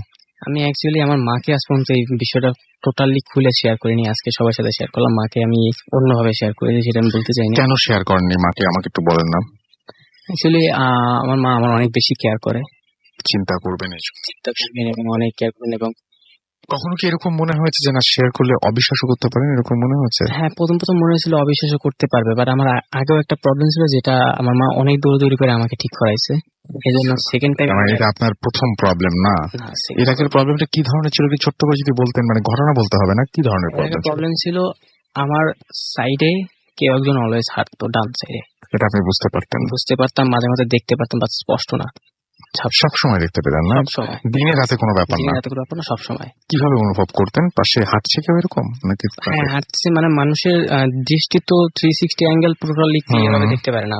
আমার সাইড থেকে কেউ হাঁটলে আমি তাকে বুঝতে পারবো, বা তার ফিগারটা হালকা দেখতে পাবো। রাইট। কোন সাইডে বলেন তো? ডান সাইডে? ডান সাইডে। অলওয়েজ ডান সাইডে। আচ্ছা, সেই কোনো ক্ষতি টতি করেছিল আপনার কখনো? না, কোনো ক্ষতি করে না। কখনো কোনো ক্ষতি করে না? জাস্ট হাঁটতো অলওয়েজ। আমি মাঝে মাঝে ভয় পেতাম, প্রথম ভয় পেতাম, আস্তে আস্তে অভ্যাস হয়ে যায়। পরে আমি তারপর একদিন জানাই মাকে, তখন মা খুব ফ্রিক আউট হয়ে যায়। তারপর অনেক দৌড়াদৌড়ি করে এই জিনিসটা, প্রবলেমটা আস্তে আস্তে কমে যায়। অনেক ওঝা, অনেক পানি পড়া, এবং সেই সমস্যার সমাধান হয়েছে। ওকে, অনেক ধন্যবাদ। এবং আপনার যে ঘটনাটা, সে ঘটনাটা অনেক বেশি স্পেশাল ছিল। এই ধরনের ঘটনা আসলে পাওয়া যায় না। এই ধরনের ঘটনা মানে নিজেকে নিজে দেখার মতন ঘটনা হয়তো আছে। অনেকে দেখেন যে নিজের লাশ হয়ে শুয়ে আছেন, সেই জিনিসটাই নিজে দেখলেন হয়তো, বা অনেকে দেখেন যে আহ, মানে খাটের পাশে তিনি আরেকজন শুয়ে আছেন। বাট এই যে আমি আমাকে দেখছি এবং আমাকে দেখে আমি বুঝতে পারছি যে যে আমি আমার মায়ের সঙ্গে আছি সেই আমি আসলে আমি না, যে আমি সেই আমিকে দেখছি সেই আমি হচ্ছে আমি। এবং মায়ের সঙ্গে আসার সময় সেই আমি আমাকে দেখে চমকে যাচ্ছে, মানে এই ব্যাপারটা দুজনের মুখোমুখি হয়ে যাওয়া, একজনের আরেকজনকে দেখে চমকে ওঠা, এই ব্যাপারগুলো কি অদ্ভুত না? আমার তো মনে হয় যে খুবই অদ্ভুত, এবং আপনাদের কাছে নিশ্চয়ই আরো বেশি অদ্ভুত লেগেছে। আমরিন আমাদের মালিবাগ থেকে দেখছেন স্টোরি ওয়াজ অসম, তাই হওয়া উচিত আসলে। আমাদেরকে এছাড়াও দেখতে পাচ্ছি ইউবি রাতা, রূপ, রিপন, মাধবী ঈশ্বরগঞ্জ থেকে আমাদের সঙ্গে রয়েছেন। আমাদের সাথে আছেন অনন্যা, মেহেদি এবং আফজাল তালতলা থেকে। এবং তিনি বলছেন যে তার SMS পড়া হয় না, তো পড়ে ফেললাম আপনার SMS। রূপম মোহাম্মদপুর থেকে লিখছেন লাস্ট স্টোরিটা অথেন্টিক মনে হচ্ছে না। কোন দিক দিয়ে অথেন্টিক মনে হচ্ছে না আপনার একটু যদি আমাকে বলতেন। মানে নিশ্চয়ই আপনি কোনো প্রমাণ পেয়েছেন বা নিশ্চয়ই আপনি কোনো আপনার কাছে কোনো লজিক আছে, সেই লজিকটা আমাকে একটু কাইন্ডলি যদি দিতেন তাহলে খুব ভালো হতো। মানে ব্যাপারটা হচ্ছে কি যে যে সমস্ত জিনিস আমরা বিশ্বাস করি না, যে সমস্ত জিনিস শুধুমাত্র বিশ্বাস করি, সেই সমস্ত জিনিসের কোনো লজিক খাটে না। হ্যাঁ, এখন ব্যাপারটা হচ্ছে যে আসলে কোনো লজিক খাটে না কিন্তু। আমি মানে আপনার কাছে কোন একটা জিনিস সুন্দর লাগছে, এটা আপনি লজিক দিয়ে বোঝাবেন কিভাবে? বা আপনি কাউকে বিশ্বাস করছেন, যখন কোনো কিছু বিশ্বাস করেন তখন সেটার উপরে মানে এই জিনিসটা আপনি কোন একটা মানে আমি আসলে এখন এখানে কথা বলতে গেলে অনেক কথা বলতে হবে, তো সেই কথা বললাম না। বাট আমি যেটা বলি যে বিশ্বাসের সাথে কোনো সময় বিশ্বাস যেটা করেন সেটা কোনো সময় প্রমাণ করতে চাইবেন না। যেটা বিশ্বাস সেটা বিশ্বাসের মধ্যে থাকবে, যেটাতে প্রমাণ করার দরকার থাকবে সেটাতে বিশ্বাস করার দরকার নেই, প্রমাণ করে করে চলবেন। প্রমাণ করবেন, বুঝবেন, তারপরে মানে মাথা দিয়ে চলবেন। আর যেটা বিশ্বাস করবেন সেটা বিশ্বাসই করবেন। আমাদেরকে এছাড়াও পায়েল SMS করেছেন, কাশফি আমাদের SMS করেছেন, সুপ্তি এবং অপূর্ব আমাদের SMS করেছেন, জয়নুল আমাদের SMS করেছেন, আকাশ আমাদের SMS করেছেন, জয়া আছেন আমাদের সাথে, অনিক আছেন আমাদের সঙ্গে, অপু আছেন আমাদের সঙ্গে, আমাদের সাথে রয়েছেন মৃদুল সহ আরো অনেকে। একটা মানুষের যখন কোনো প্রবলেম হয় সেটা হচ্ছে দুটো জিনিস হতে পারে, একটা হচ্ছে সত্যি তার সাথে সাথে ঘটছে, অথবা আরেকটা হতে পারে তার কোনো মানে কোনো ধরনের কোনো ডিসঅর্ডার হয়েছে আর কি। এটা হতেই পারে, ডাক্তারের সাথে পরামর্শ করতে হতে পারে, সেটা তো হতে পারে। কিন্তু আমি আসলে সত্যি কথা বলি কি যে একটা জিনিস কি জানেন, যে যখন আমরা কাউকে জাজ করি একটা জিনিস আমরা ভুলে যাই, সেটা হচ্ছে আমি তখন আমার স্ট্যান্ডার্ড দিয়ে ওকে জাজ করছি, which is very wrong, তাই না? যাই হোক, আমরা চলে যাব আমাদের পরবর্তী অতিথির কাছে। তার আগে একটা অবশ্যই ইমেল পড়ে আসতে চাই, আর সেই ইমেলটিও পাঠিয়েছেন আমাদের আরো একজন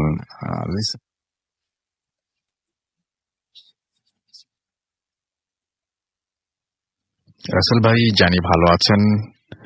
আমি সিলেট থেকে রাজু বলছি, স্টুডিওতে আসতে পারবো না বলে ইমেল করলাম। আমার নিজের কোনো কম্পিউটার না থাকায় দোকান থেকে ইমেলটা পাঠালাম।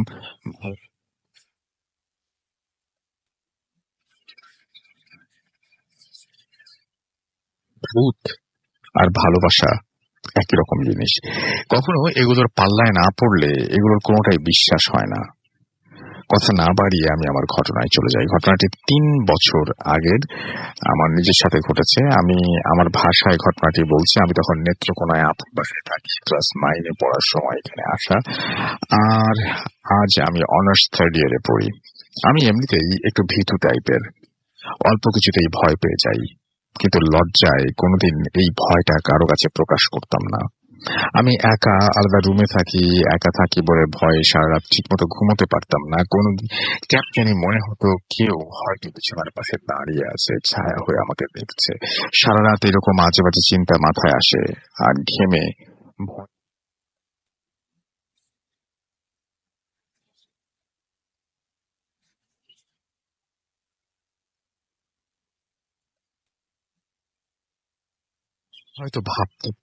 কেউ হয়তো ভাবতে পারে সারাক্ষণ ভয়ে থাকি বলে আমার এটা হ্যালুসিনেশন হয়েছে, কিন্তু আমি স্পর্শের অনুভূতির পরদিন সকালে ঘটনাটির চিহ্ন প্রমাণও পেয়েছি।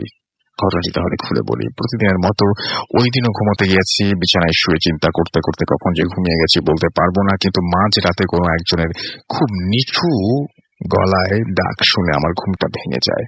ডাকটা ছিল খুব কোমল আর খুব নিচু গলার। থেমে থেমে আমার নাম ধরে ডাকছে। চোখ খুলে দেখি সত্য,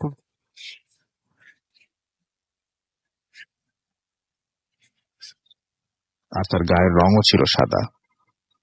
সে আমার দিকে তাকিয়ে মিষ্টি হেসে বলল, তুই তো একা থাকতে ভয় পাস।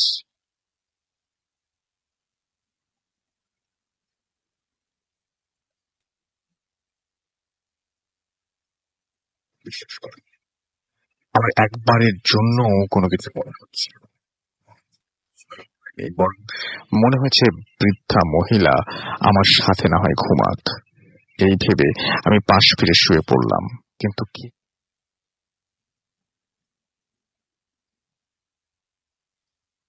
চিন্তায় আসলো না।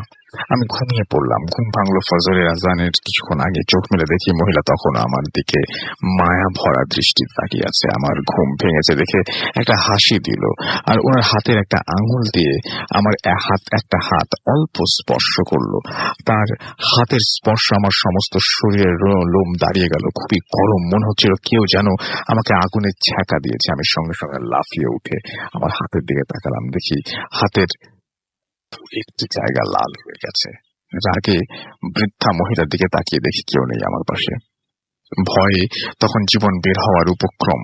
আমি বিছানা থেকে নামতে চাইলাম, কিন্তু আমি এক ফোঁটাও নড়তে পারছি না। মনে হচ্ছে কে যেন আমার শরীরটাকে বিছানা থেকে আটকে রেখেছে।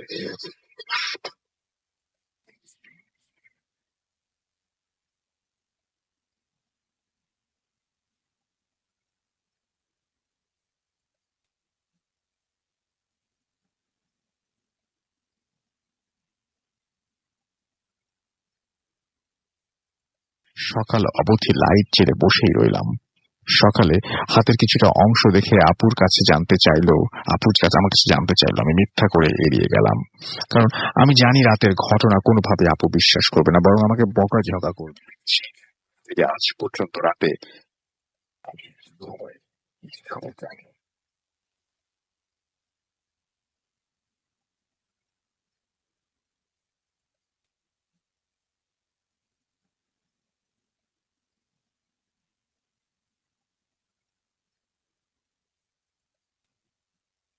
আপনি এই ঘটনাটি চমৎকার একটা ঘটনা। Thank you very much. যে মুহূর্তে আপনার ঘটনা শেষ করলাম সেই মুহূর্তে ঘড়িতেও বেজেছে সময় 1:13। আমরা চলে যাব আমাদের পরবর্তী পাপড়ি আপুর কাছে। আরো একটা ঘটনা শুনে আসবো এবং তারপরে আবার আপনাদের কাছে ফিরে আসবো। আপু, আপনার লাস্ট ঘটনাটা আমরা শুনে ফেলি। হ্যাঁ, লাস্ট স্টোরিটা হচ্ছে এটা মোহাম্মদপুরের একটা ঘটনা। আমি আপনাকে বাইরে বলেছিলাম প্লেসটা, এখন মেনশন করছি না। জি। তো যে জায়গাটায় হয়েছে সেখানে একজন মিটার রিডার ছিলেন, ইউজুয়াল একদম খুব সাধারণ সাদা মাথা একজন মানুষ। উনি সবার বাসায় মিটার রিডিং করে, এভাবে যায় আসে। তো একজন মিটার রিডারের ক্ষমতা কতটুকু হতে পারে সেটাই বলছি। উনি হঠাৎ করে বাড়ির কাজে হাত দেয়, এবং বাড়িটা কিভাবে নেয় সেটা, উনি যেখানে যায় এর মধ্যে একটা বাসা ওনার পছন্দ হয়। বাসাটার মধ্যে যিনি থাকেন, মানে যিনি ল্যান্ড ওনার, উনি একটু আপনার ইকোনমিক্যাল এন্ড সোশ্যালি একটু উইক থাকে এবং ফল করতে থাকে যে কোনো কারণে, কিন্তু উনি বাড়িটা বিক্রি করতে পারে না কোনো বিশেষ কারণে, যার কারণে ওনার সলভেন্সিও আসে না। তো সেই মিটার রিডারের চোখ পড়ে এবং তার সাথে অনেক ধরনের লোকজনের চেনা জানা ছিল। সে এক প্রকার জোর করেই এই বাড়িটা মানে নিজে নিয়ে নিতে চায় এবং নামমাত্র মূল্যে তার কাছ থেকে সেটা নিতে চায়। তো লোকটা বলে যে, দেখেন, যদি আমি আপনার কাছে বিক্রি করতেই পারতাম তাহলে আমি বিক্রি করে আমার সমস্যার সমাধান করতাম, তো হচ্ছে না। তো যাই হোক, সে অনেক কিছু পরে বাড়িটা নিয়ে নেয় নিজের নামে, নিজের দখলে, এবং সেসব দিয়ে যে সে নামমাত্র মূল্যটা ধার্য নিজেই করেছিল সেই টাকাটাও সেই লোকটাকে দেয় না। লোকটা এর মধ্যেই মারা যায়, কিন্তু সেই তার পাওনাটা অপরিশোধিত থেকে যায়। তাকে মারা যাওয়ার আগে অনেক ভাবে বলে যে আমাদের এই বাসায় তার বাপ দাদা, তারপর তাদের উত্তরসূরি যারা ছিল পূর্বপুরুষ, তারা অনেক কিছু সাধনা করতো বা এই ধরনের কোনো কিছুর এক্সিস্টেন্স ছিল, যার কারণে সে চাইলেও বাড়িতে বিক্রি বা কোনো পরিবর্তন কিছু করতে পারছিল না, কিন্তু সে মিটার রিডার সেটা নিয়ে নেয়। তো যখন সে সেখানে কাজে হাত দেয় তখন তার বেশ কিছু প্রবলেম স্টার্ট হয় তার ফ্যামিলিতে। তাকে স্বপ্ন দেখানো হয়, টুকটাক হতেই থাকে, কিন্তু সে লোভে পড়ে যায়। কারণ একটা মিটার রিডার একটা বাড়ি কেনা এবং ঢাকা শহরের বাড়ি করা এরকম একটা প্রমিনেন্ট প্লেসে কোয়াইট এফোর্ট। সে মানে অন্যায়ের মধ্যে পড়ে যায় এবং লোভ তাকে পেয়ে বসে। এরপরে সে বাড়ির কাজে হাত দেওয়ার পরে ওনার সমস্যাগুলো আর বাড়তে থাকে। তখন উনি যে কোনো এরকমই একজন কারোর সাথে ডিসকাস করে একজন ওঝা নিয়ে আসে। উনি আসার পরে বলে যে হ্যাঁ জায়গাটাতে প্রবলেম আছে, তাহলে এক কাজ করেন। উনি এখানেও টেকনিক খাটায়। একতলাটা মানে জাস্ট আপনার পিলার করে উপরে বিল্ডিং 3 তলা 4 তলা পর্যন্ত ফাউন্ডেশন করে, কিন্তু নিচ তলাটা উনি মানে ওপেন রেখে দেন, কোনো বাউন্ডারি দেয়াল টেয়াল কিচ্ছু দেয় না। মানে মাটিতেও উনি মানে মাটিটাও ফ্লোরটাও পাকা করে না। এটা পুরো একটা চালাকি আসলে। হ্যাঁ, এখানেও ইটস ট্রিকি বিকজ ওই মানে যাকে নিয়ে এসেছিল ওঝা টাইপের সেটাই বলেছে যেহেতু জায়গাটা পরিবর্তনের পরেই কিন্তু প্রবলেম গুলো বেড়েছে। তো যাক, উনি ওই 2-3 তলায় করে যায় এবং উনি নিজে উঠে। তো এরপরে উনার মনে হয় যে সবকিছু যেহেতু এখন পর্যন্ত টলারেবল, উনি কিন্তু অসুস্থ, কিন্তু লোভ উনা কেমন ভাবে পেয়ে বসে, উনি সেই জায়গাতে একটা সময় ঘর করার চিন্তা করে এবং সেই ওঝাকে আবার ডেকে নিয়ে আসে। তো তাদের একজন উনি বলে যে এখানে অনেক ধরনের জিন সাধনা হতো, ভালো মন্দ অনেক কিছুই হতে পারে। তো সেই জিনটাকে যে কোনো একজনকে হয়তো বা বন্দি করতে পারে এবং বলা হয় যে বন্দি করে হয়তো বোতল বা কিছুর মাধ্যমে ভরে যখন পিলারগুলো যেগুলো মেইন বিম দেওয়া হয় বাড়ির, সেগুলোর এক্সট্রা 2-3টে বিম বাড়ানো হয় এবং ওই হাফ রেডি অবস্থা ওটার ভেতরে সে বোতল বা কিছুতে যেটাতে জিনটা বন্দি করা হয়, ওইটার ভেতরে দিয়ে ঢালাই করে দেওয়া হয়। এবং তখন শুধু সেই ওঝা, ওই মিটার রিডার যিনি ছিলেন আর 2-1জন ছাড়া ওখানে সবাইকে বের করে দেওয়া হয়, দেয়াল টেয়াল তুলে ফেলে। এবং উনি এটা হয়ে যাওয়ার পর সেদিনই উনি রাতে স্বপ্ন দেখে যে উনি আর বাঁচবে না, কারণ উনি যেটা করেছে সেটা পুরো একটা ফ্যামিলির উপর, মানে জিনদের ফ্যামিলি বা কিছু হয়তো সেখানে এক্সিস্ট করছিল, তাদের উপর হামলা করেছে এবং তার ফ্যামিলিকেও নির্বংশ করে দেওয়া হবে। এবং এই কথাটা উনি মারা যাওয়ার আগে সে মিটার রিডার বলে যায় যে এই ঘটনাগুলো আমি করেছি, এখন তার ফিরে আসার কোনো উপায় নাই। সে যেহেতু ক্ষতি করে ফেলেছে অলমোস্ট, আর তার লোভের কাছে সে এতটাই বশীভূত হয়ে গিয়েছিল, খুব র্যাপিডলি 11 দিন বা 15 দিনের মাথায় সেই ভদ্রলোক মারা যায়। এত মানে দ্রুত, খুব দ্রুত, এবং রক্তবমি তার হচ্ছিল, যে রোগ ধরা পড়েছিল কিনা আমরা অত কিছু জানি না, মানে খুব র্যাপিডলি সে মারা যায়। এবং ওই বছরই তার মেয়ে পরীক্ষা দিয়েছিল ম্যাট্রিক, উনি ফার্স্ট ডিভিশনে আপনার তখন লেটার স্ট্যান্ড করা, মানে খুব ভালো ট্যালেন্টেড স্টুডেন্ট ছিল। সেই মানুষই 2-3 মাসের মাথায় পাগল হয়ে যায়, রাস্তায় রাস্তায় ঘুরছে, একটা মাত্র মেয়ে। এরপর ওনার 2 ছেলে, ছোট ছেলেটা তখন নাকি একদমই ছোট, ওই 2 ছেলে হচ্ছে আপনার একটু অ্যাবনর্মাল হতে হতে মানে আচরণ পুরো চেঞ্জ হয়ে যায়, ছাদে যেয়ে বসে থাকে, উল্টো টাইমে উল্টো সময় নামাজ পড়ে।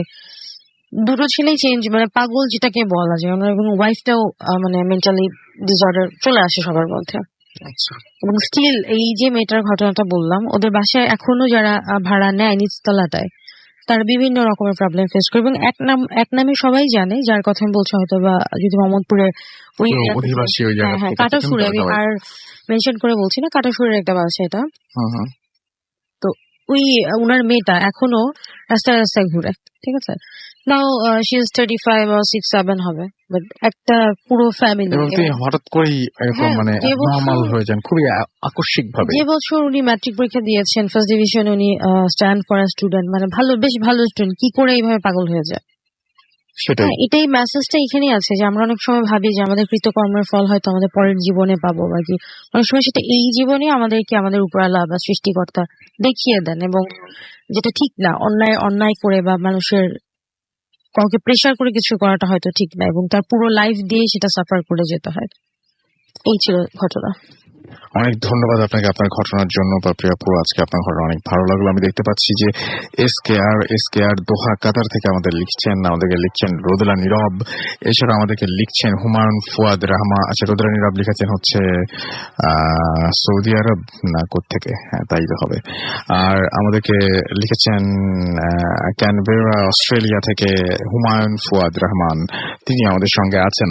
আপনি যদি থাকতে চান তাহলে আপনি এখন চলে আসুন আমাদের ফেসবুক ফেসবুকের ইনবক্স করে দিন আমাদের যে ভূত এফএম পেজটা হচ্ছে www.facebook.com/bhutfm.russell। প্লিজ যারা দেশে আছেন তাদেরকে একটু অনুরোধ করবো, আপনাদের তো আমি কমেন্ট দেখে সব জায়গা থেকেই বুঝতে পারছি, SMS করতে পারেন চাইলে আপনারা। একটু দেশের বাইরে যারা রয়েছেন তাদেরকে একটু সুযোগ দিবেন, তারা যেন আমাদের কমিউনিকেট করতে পারেন। আমরা একটা ছোট্ট বিরতি যাবো, বিরতির পরে আবারও ফিরে আসবো। সেই পর্যন্ত আমাদের সঙ্গেই থাকবেন, কোথাও যাবেন না। Stay tuned to Radio Furti and don't stop. Night comes alive with Ramin Salon.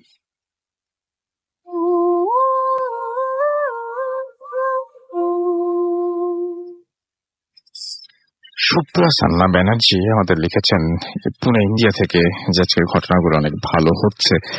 Thank you very much. আসলে আজকের ঘটনাগুলো যারা বলছেন তাদেরকে অনেক অনেক ধন্যবাদ চমৎকার ঘটনা উপহার দেওয়ার জন্য। এবং আমি জানি অনেকেই ফেসবুকে এখনো লিখছেন, অনেকে SMS করে লিখছেন যে অসংখ্য ঘটনা রয়েছে আপনাদের কাছে, সেই ঘটনাগুলো আমাদের কাছে পাঠিয়ে দিন এবং সেই ঘটনাগুলো আমাদের কাছে লিখে পাঠান। এবং লিখে পাঠাতে হলে যেটা করতে হবে, আমাদের যে অ্যাড্রেস রয়েছে সেই অ্যাড্রেসটা আপনারা জানেন, তারপরেও আরো একবার মনে করিয়ে দিচ্ছি, bhutfm@radiofurti.fm, which is bhutfm@radiofurti.fm। আপনার নাম, ঠিকানা এবং ফোন নাম্বার সহ আপনার জীবনে ঘটে যাওয়া বা আপনার জানা সেরা ঘটনাগুলো লিখে পাঠিয়ে দিন এখানে আমাদের কাছে। এবং ঘটনা শুরুতে অবশ্যই উল্লেখ করুন যে ঘটনাটা আপনি স্টুডিওতে এসে শেয়ার করতে চান নাকি আপনি চান আপনার ঘটনা আমরা পড়ে শোনাই। যারা দেশের বাইরে রয়েছেন তারা সরাসরি আমাদেরকে অডিও ক্লিপ পাঠিয়ে দিতে পারেন এবং একইভাবে আমাদেরকে আপনারা লিখেও পাঠাতে পারেন ঘটনা। আমাদের ফেসবুকে দুটো পেজ রয়েছে, www.facebook.com/radio.furti and www.facebook.com/bhutfm.russell। এই দুটো অ্যাড্রেসেও আপনি চাইলে ভিজিট করতে পারেন এবং সেখানে গিয়ে আপনি আপনার কমেন্ট করতে পারেন, জানাতে পারেন আপনার অনুভূতির কথা। এবং আমাদের যে bhutfm.russell যেখানে আছে সেইটাতে আপনারা ইনবক্স করতে পারেন। যদি আপনি দেশের বাইরে থেকে শুনে থাকেন তাহলে অবশ্যই ইনবক্স করতে পারেন এবং আমাদের সাথে সরাসরি কানেক্টেড থাকতে পারেন আপনি। আমরা চলে যাচ্ছি এখন আমাদের পরবর্তী অতিথির কাছে। আপনার নামটা একটু বলবেন, তারপর আপনার ঘটনায় যাব। থ্যাংক ইউ রাসেল ভাই, আমি সোহান আহমেদ নিকুঞ্জ 2 থেকে এসেছি। জি, তো আমি আমার ঘটনাতে সরাসরি চলে যাচ্ছি। তো আমি যে ঘটনাটি শেয়ার করতে যাচ্ছি সেটি মূলত একটি স্থানকে কেন্দ্র করে। জায়গাটি হচ্ছে ময়মনসিংহ সদর উপজেলার ব্রিজমোড় বাস স্ট্যান্ড থেকে শম্ভুগঞ্জ যাওয়ার পথে হাইওয়ের পাশে একটি জায়গা। জায়গাটিতে পাশাপাশি 3টি কৃষ্ণচূড়া গাছ রয়েছে। ওই গাছে ঘেরা জায়গাটাতেই মূলত ঘটনাগুলো ঘটে আসছে। তো এখানে পরপর কিছু ঘটনা ঘটছে। তো আমি প্রথম ঘটনাটা বলতেছি। তো প্রথম ঘটনাটা ঘটে আমার আব্বার বড় কাকার সাথে। তো একদিন রাতে উনার মুড়ি খাওয়ার ইচ্ছে হয়। তো বাসায় মুড়ি না থাকায় উনি দোকানে যায় মুড়ি আনতে। তো দোকানে যেতে হলে ওই জায়গাটা পার হয়ে তারপর দোকানে যেতে হবে। মানে দোকানটা হচ্ছে রাস্তার অন্য পাশে আর আমাদের বাসাটা রাস্তার অন্য পাশে। তো উনি মুড়ি নিয়ে আসার সময় যখন কৃষ্ণচূড়া গাছগুলো ক্রস করবে তখন রাস্তার মধ্যে কিছু একটা পড়ে থাকতে দেখে। তো এটা দেখার পর উনি একটু সামনে আগায় যায় দেখে যে একটা কিছু সাদা কাপড়ে মোড়ানো লাশ টাশ হবে এরকম কিছু একটা। তো এটা দেখার পর উনি এটা ক্রস করে যাওয়ার সাহস পায় না। উনি ব্যাক করে আমাদের বাসায় যাওয়ার অন্য একটা বিকল্প পথ আছে, ওই পথ দিয়ে বাসায় যায়। তো বাসায় যাওয়ার পর তাড়াতাড়ি ভিতরে ঢোকার পর দাদুকে বলে যে পানি দেওয়ার জন্য। তো দাদু পানি নিয়ে আসতে তার আগেই বাসার সদর দরজায় 2-4টা শব্দ হয়। তো দাদু পানি নিয়ে আসার পর শব্দ শুনতে পারে। দাদু জিজ্ঞেস করে দাদাকে যে কেউ নকটক করছে নাকি। তো দাদা বলে হ্যাঁ শব্দ হয়েছে। তো দরজা খুলছে, দরজা খোলার পর দেখে কেউ নাই। তারপর দাদা পানি খায়, পানি খাওয়ার পর দাদা একটু ঘামতে থাকে, একটু ভয় পায় বেশি। তো দাদু জিজ্ঞেস করে কি হয়েছে। তারপর দাদা বলে যে আমি মুড়ি নিয়ে আসার সময় রাস্তার মধ্যে এটা দেখছি। তো তারপর ওই দিকে ঘুরে আসছি। তো আমার মনে হয়েছে পিছন থেকে আমার পিছন কেউ আসতেছে আর বাসায় এসে দরজা শব্দ হইলো। তো দাদু বলতেছে তো মুড়িগুলো ভিতরে নিয়ে আসা ঠিক হয়নি। তো তখন দাদু আর দাদা টর্চ নিয়ে ওই গাছগুলোর এখানে মুড়িগুলা প্যাকেটে থাকার অবস্থায় রেখে আসে। তো ভিতরে আসার পর 2-3 ঘন্টা পরেই দাদার জ্বর আসে অনেক। জ্বর আসার পর দাদা মানে অসুস্থ হয়ে যায়। আর সকালে আমাদের বাসা থেকে আমরা যখন ওইখানে যাই দেখি যে ওইখানে কিছু নাই, মানে মুড়ি প্যাকেটটা পড়ে আছে, ভিতরে মুড়ি নাই। তো এটা দেখার পর আমরা অবাক হই।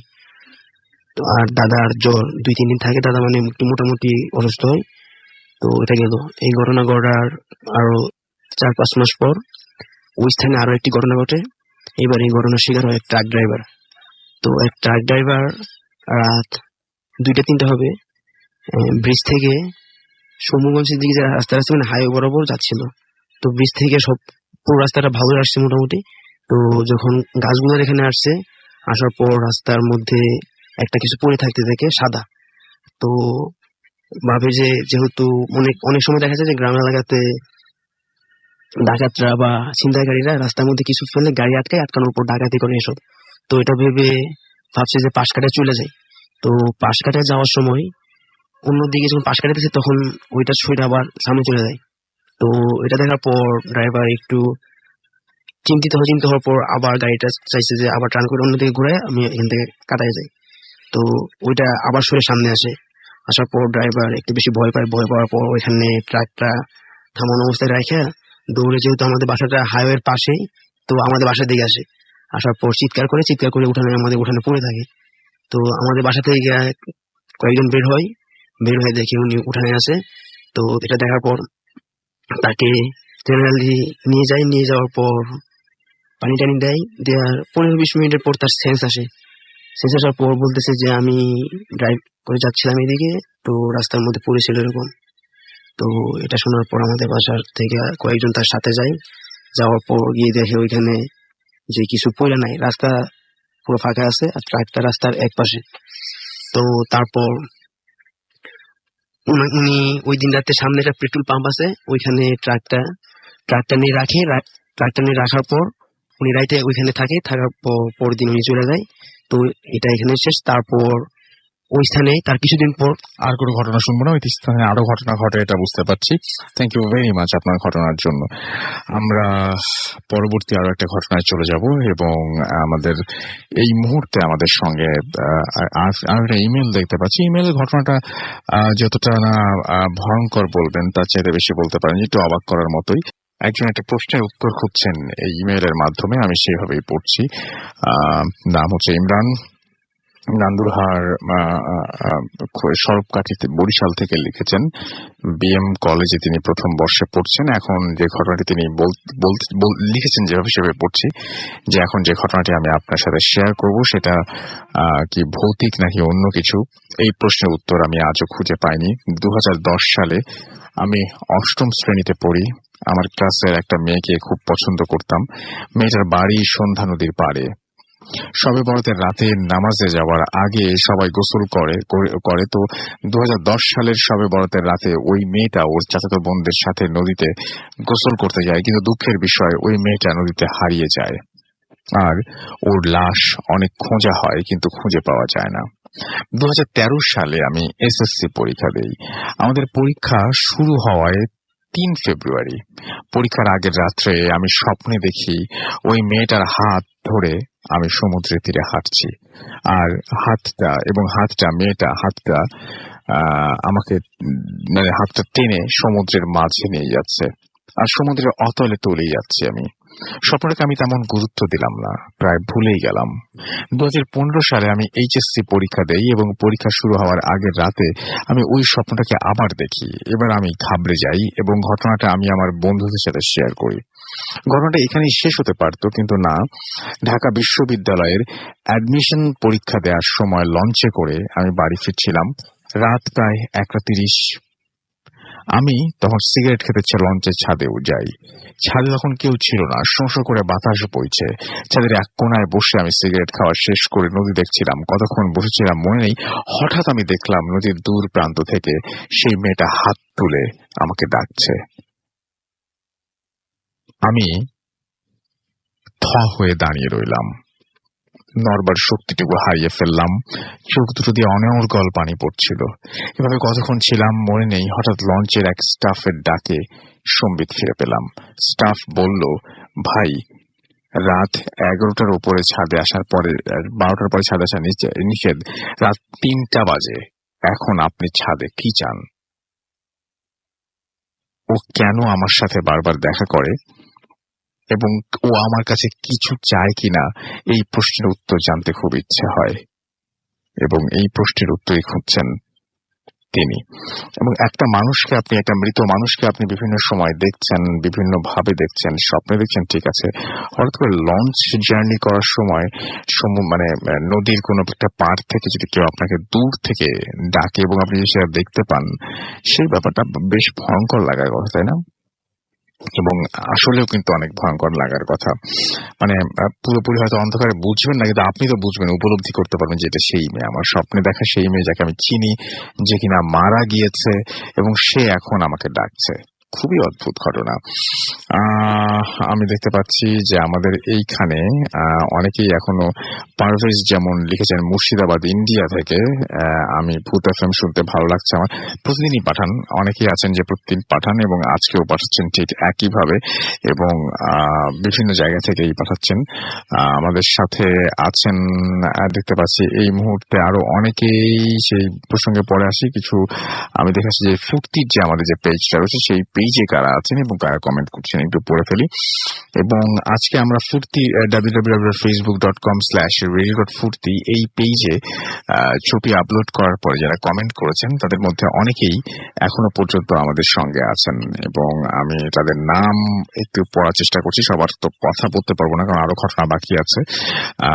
আমাদেরকে জিসান হোসাইন আমাদের সাথে আছেন, আমাদের সাথে রয়েছেন সাইমন স্যাম, এছাড়াও আমাদের সঙ্গে আছেন দেখতে পাচ্ছি বাপ্পি, এছাড়াও আছেন আমাদের সাথে লিমন, আমাদের সাথে আছেন রাকিব খান, পূজা আমাদের সঙ্গে আছেন, পূজা সরকার, এম কে মিশুক আমাদের সঙ্গে আছেন, নেসা আখতার আমাদের সাথে আছেন, দিগন্ত রেখা আমাদের সাথে রয়েছেন, আমাদের সাথে রয়েছেন রং পেন্সিল, আমাদের সাথে রয়েছেন দেখতে পাচ্ছি মেহেদি হাসান, এছাড়াও নাসিম ইসলাম, রাসেল হাসান, তাহেরা, শিলাপ, তারপরে হচ্ছে দেখতে পাচ্ছি তানভীর রেজা, মাহফুজুর রহমান আলম, সাইমন স্যাম, এছাড়া আমাদের সঙ্গে আছেন দেখতে পাচ্ছি রিয়াদ হাসান, আলফি হাসান, আবু সাইদ আজাদ, আমাদের সাথে রয়েছেন দেখতে পাচ্ছি রিয়ন, এছাড়াও আমাদের সাথে রয়েছেন হামিদ, নীরব সহ এদ, মোহাম্মদ ইব্রাহিম, আমাদের সাথে রয়েছেন দেখতে পাচ্ছি বিশাল সাহা বাঁধন, আমিরুল ইসলাম আমির, এছাড়া আছেন সাইফুল ইসলাম,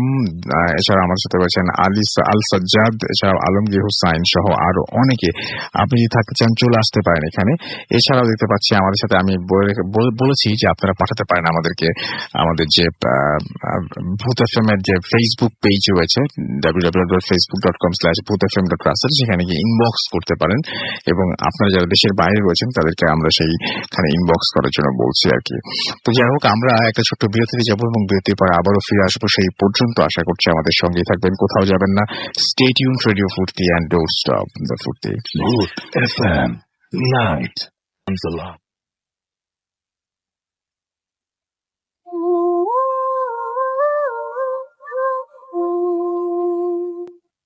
স্বাগত লিখছেন ক্যালিফোর্নিয়া থেকে। স্বাগত, আপনার এসএমএসটা আমি পড়লাম, আজকের ঘটনাগুলো অস্থির লাগছে, পড়লাম, খুব বেশি কি লাভ হলো জানি না, কিন্তু আপনি যে খুলনা থেকে বসে লিখছেন যে আপনি ক্যালিফোর্নিয়া থেকে লিখছেন, এইটাতে এটা ঠিক না। মানে আমি যে আপনার নামটা পড়লাম, আপনার মেসেজটা পড়লাম, আপনার কিচ্ছু যাবে আসবে না সত্যি, কিন্তু এই যে আপনি একটা ভুল বা মিথ্যা একটা কথা বললেন, এইটার প্রভাব কিন্তু আপনার জীবনে পড়বে। এরকম এভাবে ছোট ছোট ছোট ছোট ব্যাপারে আপনি দেখবেন যে কম্প্রোমাইজ করতে করতে একটা সময় অনেক বড় ভুলের দিকে আপনি এগিয়ে গেছেন। প্লিজ, এটা আমরা চলে যাব আমাদের পরবর্তী অতিথির কাছে, তার ঘটনা। আপনার নামটা প্লিজ একটু বলবেন, তারপর আপনার ঘটনায় যাব আমরা। ঠিক আছে ভাইয়া, আমি হাসিবুল হাসান বিজয়, যাত্রাবাড়ি মাতোয়াইল ইসলামনগর থেকে আসছি। তো বলা যায় এটা সেকেন্ড পার্ট। তো ফার্স্ট পার্ট কিছুদিন আগে যখন ভূতে আসছিলাম, তো যাওয়ার পর অনেকে অনেক কিছু বলে যে কি ঘটনা গিয়েছিলে বা কি হয়েছিল তোমার সাথে। তো যখন আমি বললাম এরকম এরকম, তো শোনার পর বললো যে হ্যাঁ আমরাও দেখেছি, বা আমার আন্টি বা আমাদের বাসার আশেপাশে অনেকে অনেক কিছু দেখেছে। তো এটা আমাকে বলার পর অনেকেই বলে। তো দেন কিছুদিন পর বারান্দায় বসে গিটার প্র্যাকটিস করছিলাম। তো হঠাৎ ঘুম আসলো। ঘুম আসার পর আমি গিটারটা রেখে জাস্ট টেবিলের উপর রেখে আমি রুমে চলে আসলাম। তো ওয়াশরুমে গেলাম। ওয়াশরুমে যাওয়ার পর ফ্রেশ হয়ে যখন রুমে শুতে আসলাম, বেডে যাব, দেখলাম যে কিছু একটা আওয়াজ হলো। তখন বুঝতে পারলাম যে আমার গিটারটা হয়তো পড়ে গেছে। তো যখন জানলার দিকে তাকালাম, পর্দা লাগানো ছিল, মনে হচ্ছিল যে পর্দার ব্যাপারে কিছু একটা দাঁড়িয়ে আছে। তো শেয়ারও ছিল এরকম যে বোঝা যাচ্ছিল না আপনার মনে হচ্ছিল? না, বোঝা যাচ্ছিল। ফার্স্ট এটা কনফিউজ ছিলাম, তারপর যখন দেখলাম তখন এটাকে আমি ভাবলাম যে এটা আমার ভুল হচ্ছে। তো যখন গ্লাসটা খুলে দিলাম যে কিছুই নেই, দেন আরেকদিন আপনার ঠিক এরকম গিটার প্র্যাকটিস করছি। তো প্র্যাকটিস করার পর এর সাথে কথা বললাম, কথা বলার পর ঠিক রুমে চলে আসলাম। তো রুমে চলে আসার পর যখন আবার বারান্দায় গেলাম গিটারটা প্যাক করে, তখন চোখটা গেল আমার ছাদের দিকে, যে ছাদে কিছু একটা দাঁড়িয়ে আছে কর্নারে। তো আমাদের বাসাটা 3 তলা, আমার রুমটাও 3 তলায়, আপনার পশ্চিম দিকে। তো পশ্চিম দিক থেকে উত্তর দিকে কর্নারের যে এটা দেখা যায়।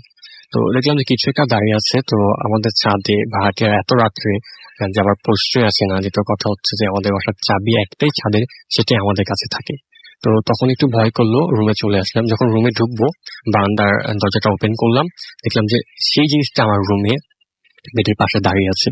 তো দেখে সাথে সাথে আমার হাতের সামনে রুমের বারান্দার এটা ছিল, সুইচটা ছিল, সুইচটা ওপেন করলাম, সরি অন করলাম। অন করার পর দেখলাম যে কিছু নেই। তো ভাবলাম হয়তো এটা আমার ভুল বা হ্যালোসিনেশন। তো শুয়ে পড়লাম। ওই আর ঘুম আসছিল না, ঘুমাতে পারলামই না।